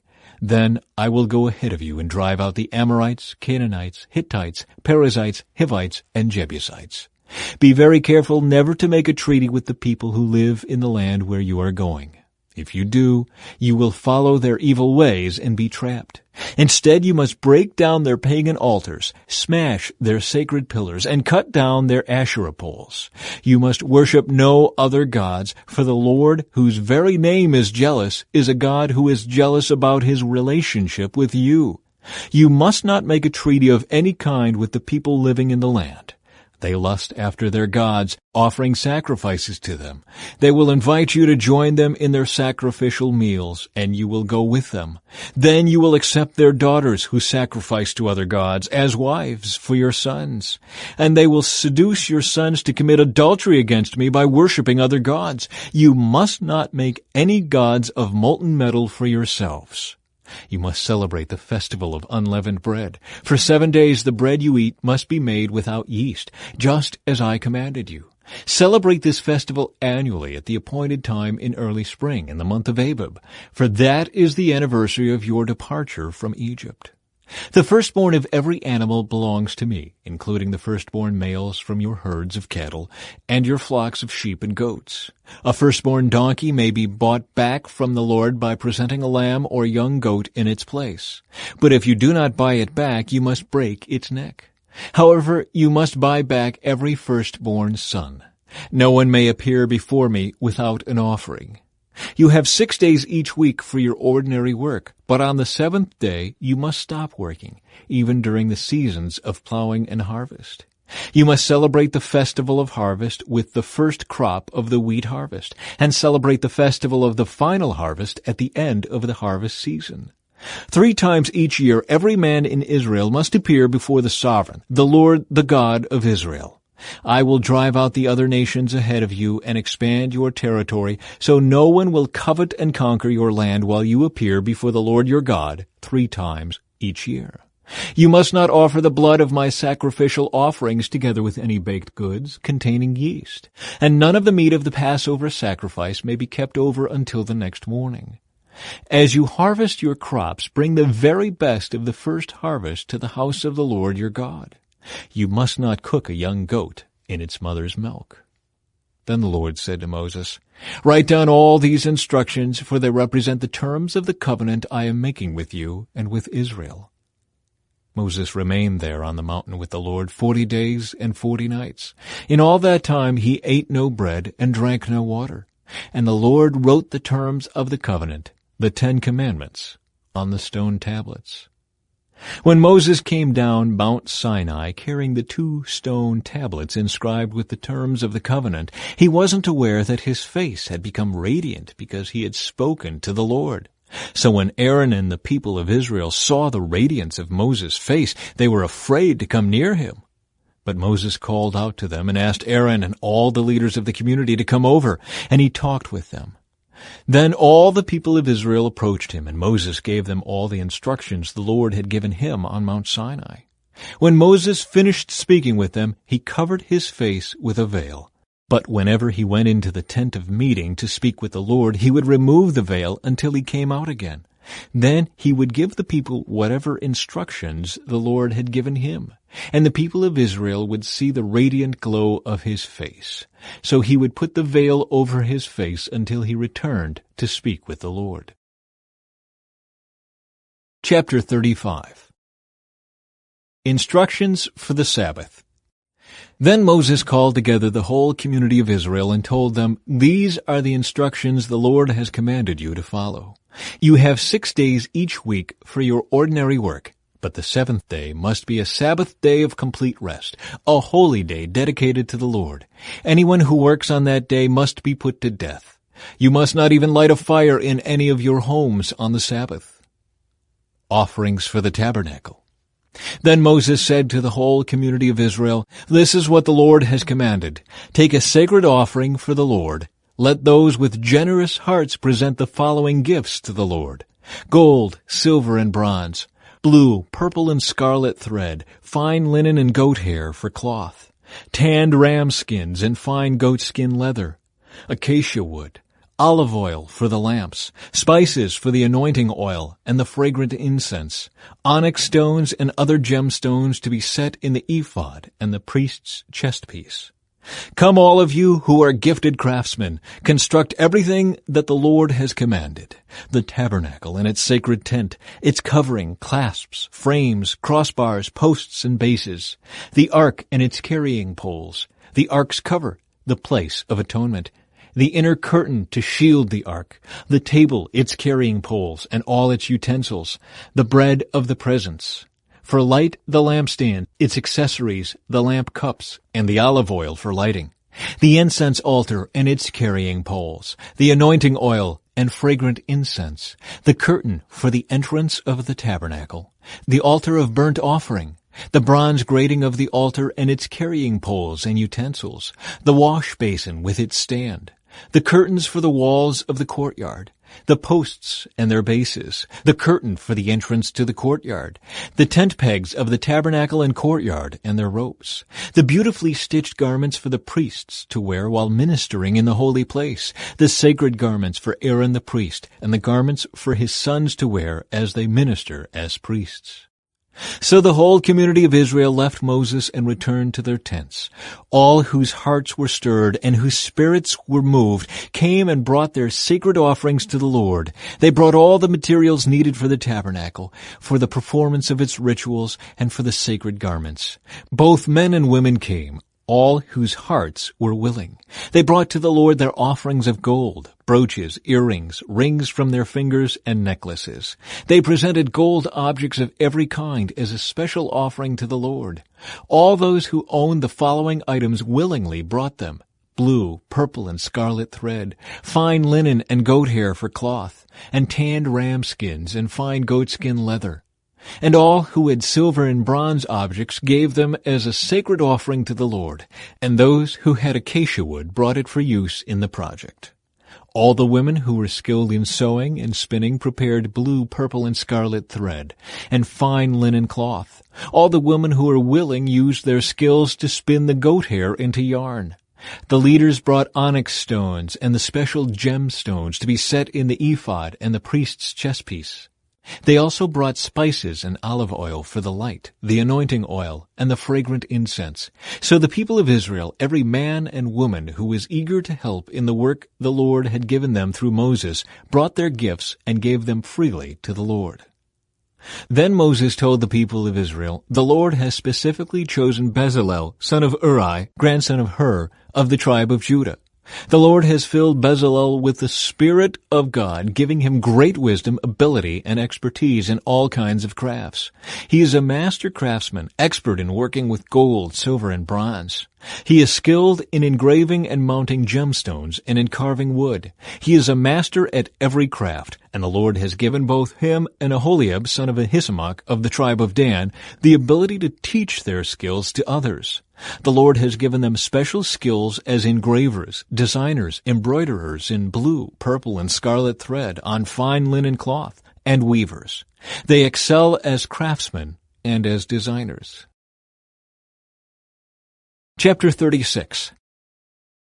The Lord has gifted Bezalel, Aholiab, and the other skilled craftsmen with wisdom and ability to perform any task involved in building the sanctuary.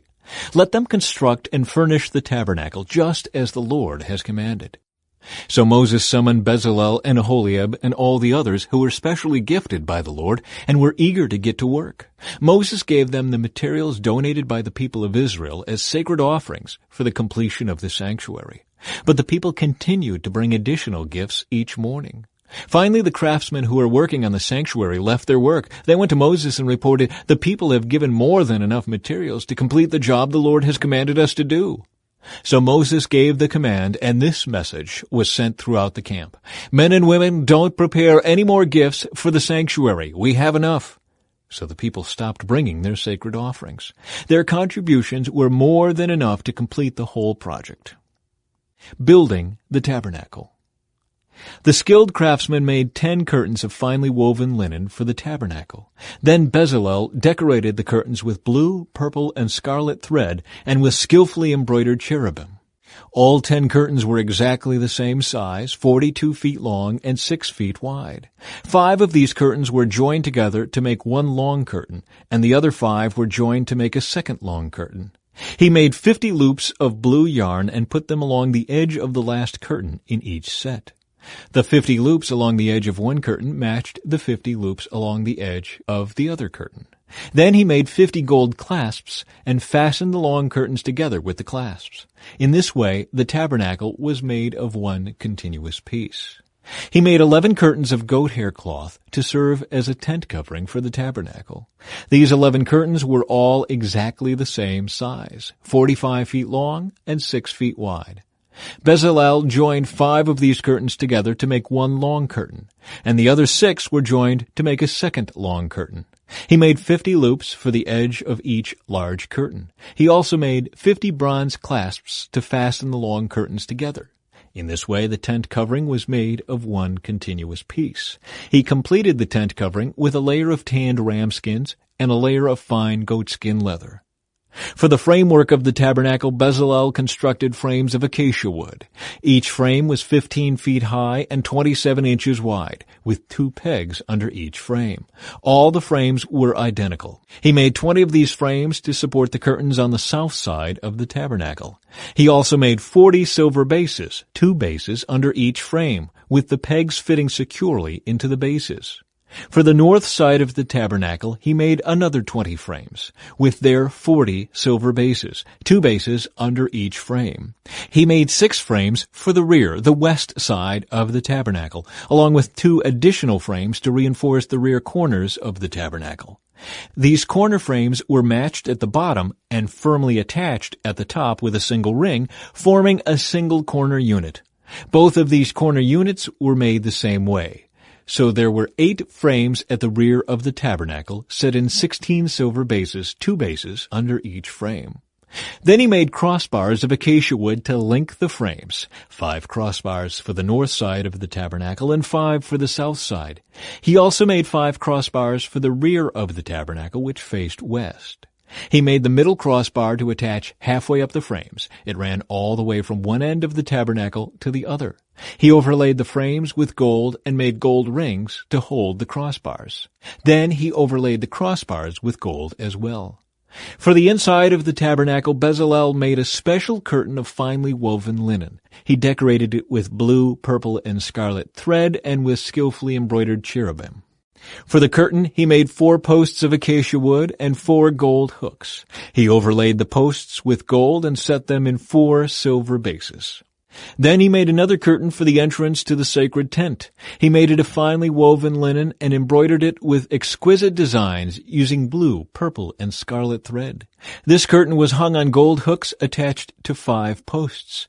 The posts with their decorated tops and hooks were overlaid with gold, and the 5 bases were cast from bronze. Chapter 37. Building the Ark of the Covenant. Next, Bezalel made the Ark of acacia wood, a sacred chest 45 inches long, 27 inches wide, and 27 inches high. He overlaid it inside and outside with pure gold, and he ran a molding of gold all around it.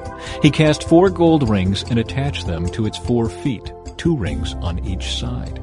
Then he made poles from acacia wood and overlaid them with gold. He inserted the poles into the rings at the sides of the ark to carry it. Then he made the ark's cover, the place of atonement, from pure gold. It was 45 inches long and 27 inches wide. He made 2 cherubim from hammered gold and placed them on the 2 ends of the atonement cover. He molded the cherubim on each end of the atonement cover, making it all of one piece of gold. The cherubim faced each other and looked down on the atonement cover. With their wings spread above it, they protected it. Building the table.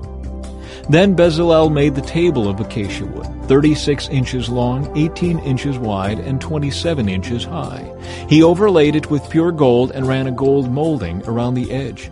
He decorated it with a 3-inch border all around, and he ran a gold molding along the border. Then he cast 4 gold rings for the table and attached them at the 4 corners next to the 4 legs. The rings were attached near the border to hold the poles that were used to carry the table. He made these poles from acacia wood and overlaid them with gold. Then he made special containers of pure gold for the table: bowls, pans, jars, and pitchers, to be used in pouring out liquid offerings. Building the lampstand.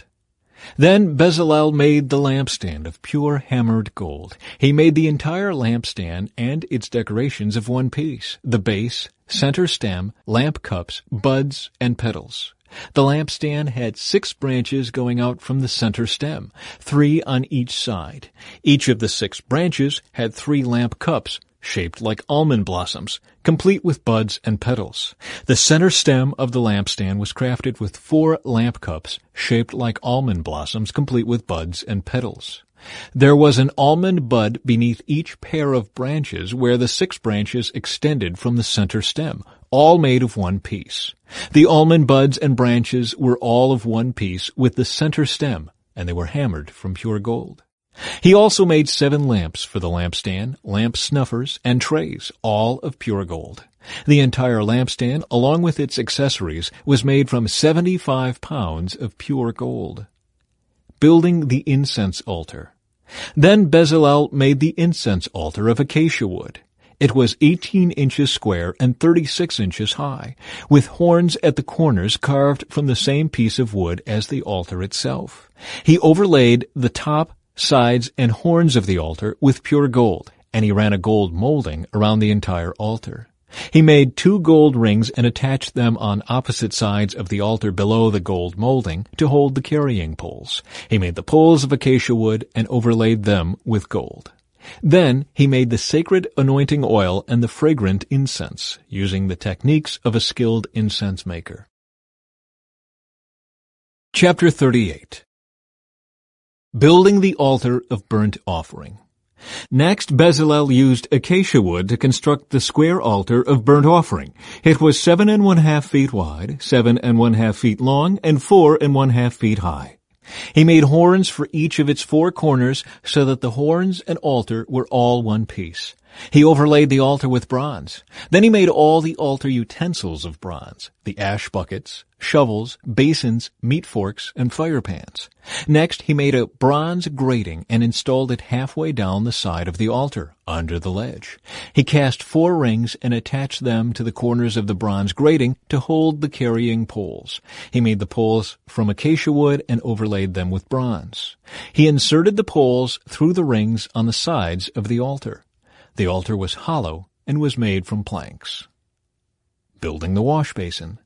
Bezalel made the bronze wash basin and its bronze stand from bronze mirrors donated by the women who served at the entrance of the tabernacle. Building the courtyard. Then Bezalel made the courtyard, which was enclosed with curtains made of finely woven linen. On the south side, the curtains were 150 feet long. They were held up by 20 posts set securely in 20 bronze bases. He hung the curtains with silver hooks and rings. He made a similar set of curtains for the north side, 150 feet of curtains held up by 20 posts set securely in bronze bases. He hung the curtains with silver hooks and rings. The curtains on the west end of the courtyard were 75 feet long, hung with silver hooks and rings, and supported by 10 posts set into 10 bases. The east end, the front, was also 75 feet long.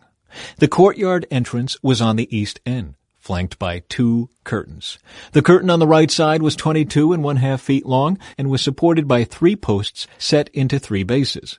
The curtain on the left side was also 22 1/2 feet long and was supported by 3 posts set into 3 bases. All the curtains used in the courtyard were made of finely woven linen. Each post had a bronze base, and all the hooks and rings were silver. The tops of the posts of the courtyard were overlaid with silver, and the rings to hold up the curtains were made of silver.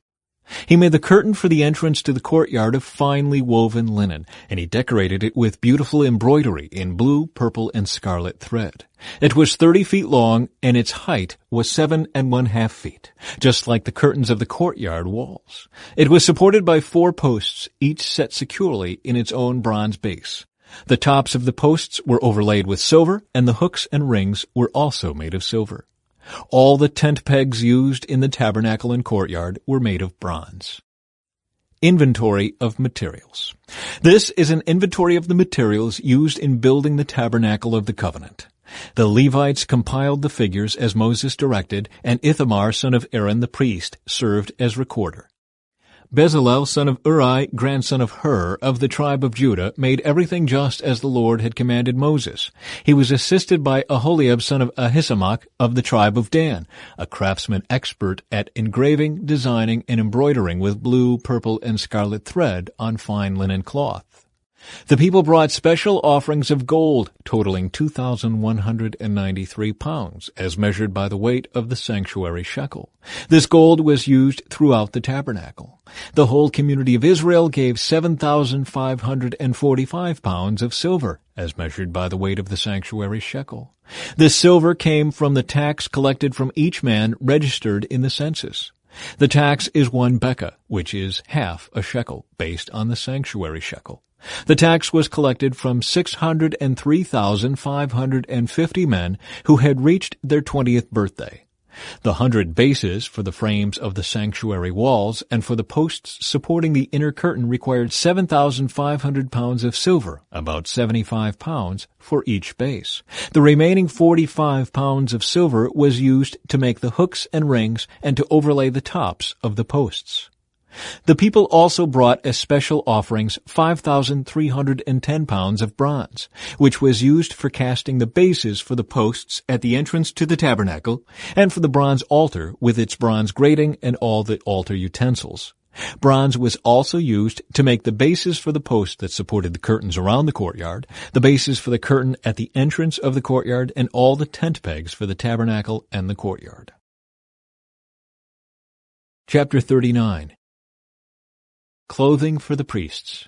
The craftsmen made beautiful sacred garments of blue, purple, and scarlet cloth, clothing for Aaron to wear while ministering in the holy place, just as the Lord had commanded Moses. Making the ephod. Bezalel made the ephod of finely woven linen and embroidered it with gold and with blue, purple, and scarlet thread.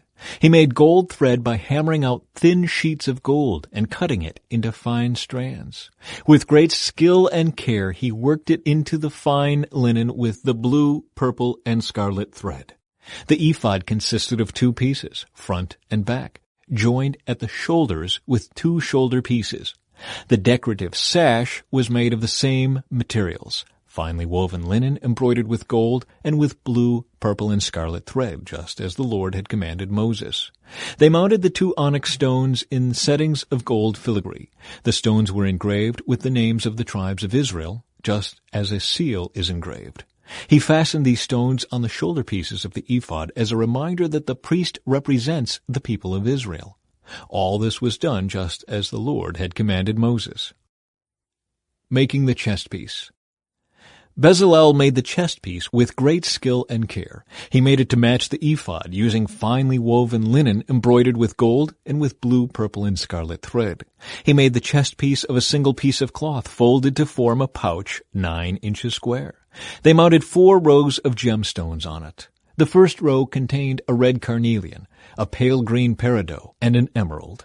The second row contained a turquoise, a blue lapis lazuli, and a white moonstone. The third row contained an orange jacinth, an agate, and a purple amethyst. The fourth row contained a blue-green beryl, an onyx, and a green jasper. All these stones were set in gold filigree. Each stone represented one of the 12 sons of Israel, and the name of that tribe was engraved on it like a seal. To attach the chest piece to the ephod, they made braided cords of pure gold thread. They also made 2 settings of gold filigree and 2 gold rings and attached them to the top corners of the chest piece. They tied the 2 gold cords to the rings on the chest piece. They tied the other ends of the cords to the gold settings on the shoulder pieces of the ephod.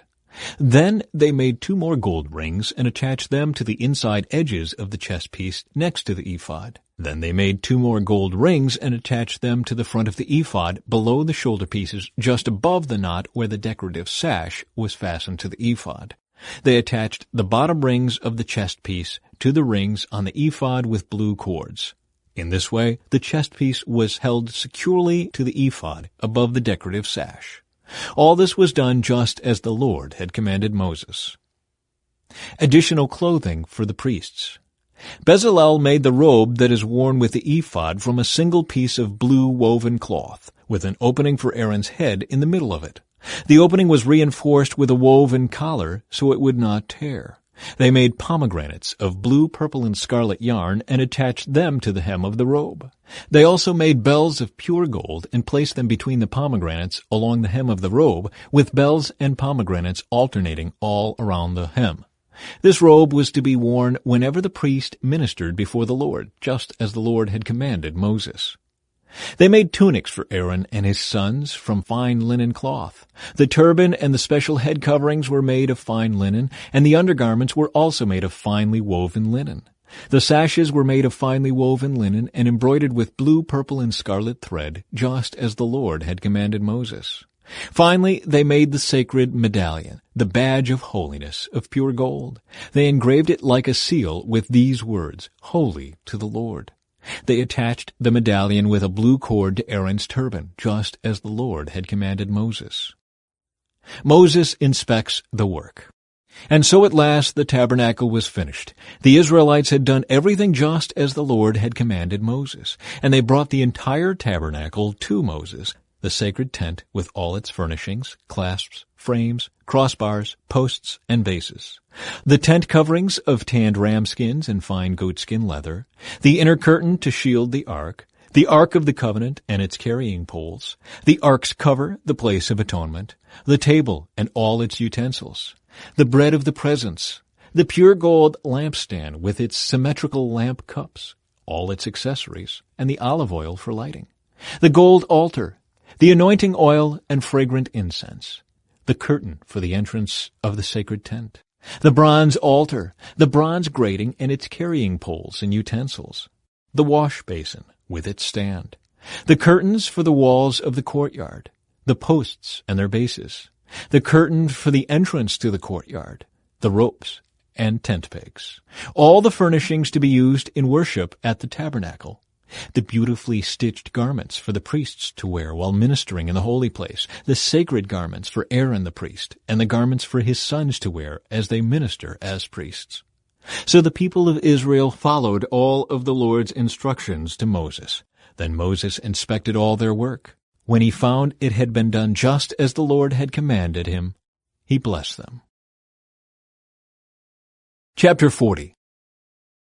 The tabernacle completed. Then the Lord said to Moses, "Set up the tabernacle on the first day of the new year. Place the Ark of the Covenant inside, and install the inner curtain to enclose the Ark within the most holy place. Then bring in the table and arrange the utensils on it, and bring in the lampstand and set up the lamps. Place the gold incense altar in front of the Ark of the Covenant. Then hang the curtain at the entrance of the tabernacle. Place the altar of burnt offering in front of the tabernacle entrance. Set the wash basin between the tabernacle and the altar and fill it with water. Then set up the courtyard around the outside of the tent and hang the curtain for the courtyard entrance. Take the anointing oil and anoint the tabernacle and all its furnishings to consecrate them and make them holy. Anoint the altar of burnt offering and its utensils to consecrate them. Then the altar will become absolutely holy. Next, anoint the wash basin and its stand to consecrate them. Present Aaron and his sons at the entrance of the tabernacle and wash them with water. Dress Aaron with the sacred garments and anoint him, consecrating him to serve me as a priest. Then present his sons and dress them in their tunics. Anoint them as you did their father, so they may also serve me as priests. With their anointing, Aaron's descendants are set apart for the priesthood forever, from generation to generation." Moses proceeded to do everything just as the Lord had commanded him. So the tabernacle was set up on the first day of the first month of the second year. Moses erected the tabernacle by setting down its bases, inserting the frames, attaching the crossbars, and setting up the posts. Then he spread the coverings over the tabernacle framework and put on the protective layers, just as the Lord had commanded him. He took the stone tablets inscribed with the terms of the covenant and placed them inside the ark. Then he attached the carrying poles to the ark, and he set the ark's cover, the place of atonement, on top of it. Then he brought the ark of the covenant into the tabernacle and hung the inner curtain to shield it from view, just as the Lord had commanded him. Next, Moses placed the table in the tabernacle along the north side of the holy place, just outside the inner curtain. And he arranged the bread of the presence on the table before the Lord, just as the Lord had commanded him. He set the lampstand in the tabernacle across from the table on the south side of the holy place. Then he lit the lamps in the Lord's presence, just as the Lord had commanded him. He also placed the gold incense altar in the tabernacle, in the holy place, in front of the inner curtain. On it he burned the fragrant incense, just as the Lord had commanded him. He hung the curtain at the entrance of the tabernacle, and he placed the altar of burnt offering near the tabernacle entrance. On it he offered a burnt offering and a grain offering, just as the Lord had commanded him. Next, Moses placed the wash basin between the tabernacle and the altar. He filled it with water so the priests could wash themselves. Moses and Aaron's sons used water from it to wash their hands and feet. Whenever they approached the altar and entered the tabernacle, they washed themselves, just as the Lord had commanded Moses. Then he hung the curtains forming the courtyard around the tabernacle and the altar, and he set up the curtain at the entrance of the courtyard. So at last Moses finished the work. The Lord's glory fills the tabernacle. Then the cloud covered the tabernacle, and the glory of the Lord filled the tabernacle. Moses could no longer enter the tabernacle because the cloud had settled down over it, and the glory of the Lord filled the tabernacle. Now, whenever the cloud lifted from the tabernacle, the people of Israel would set out on their journey, following it. But if the cloud did not rise, they remained where they were until it lifted. The cloud of the Lord hovered over the tabernacle during the day, and at night fire glowed inside the cloud, so the whole family of Israel could see it. This continued throughout all their journeys.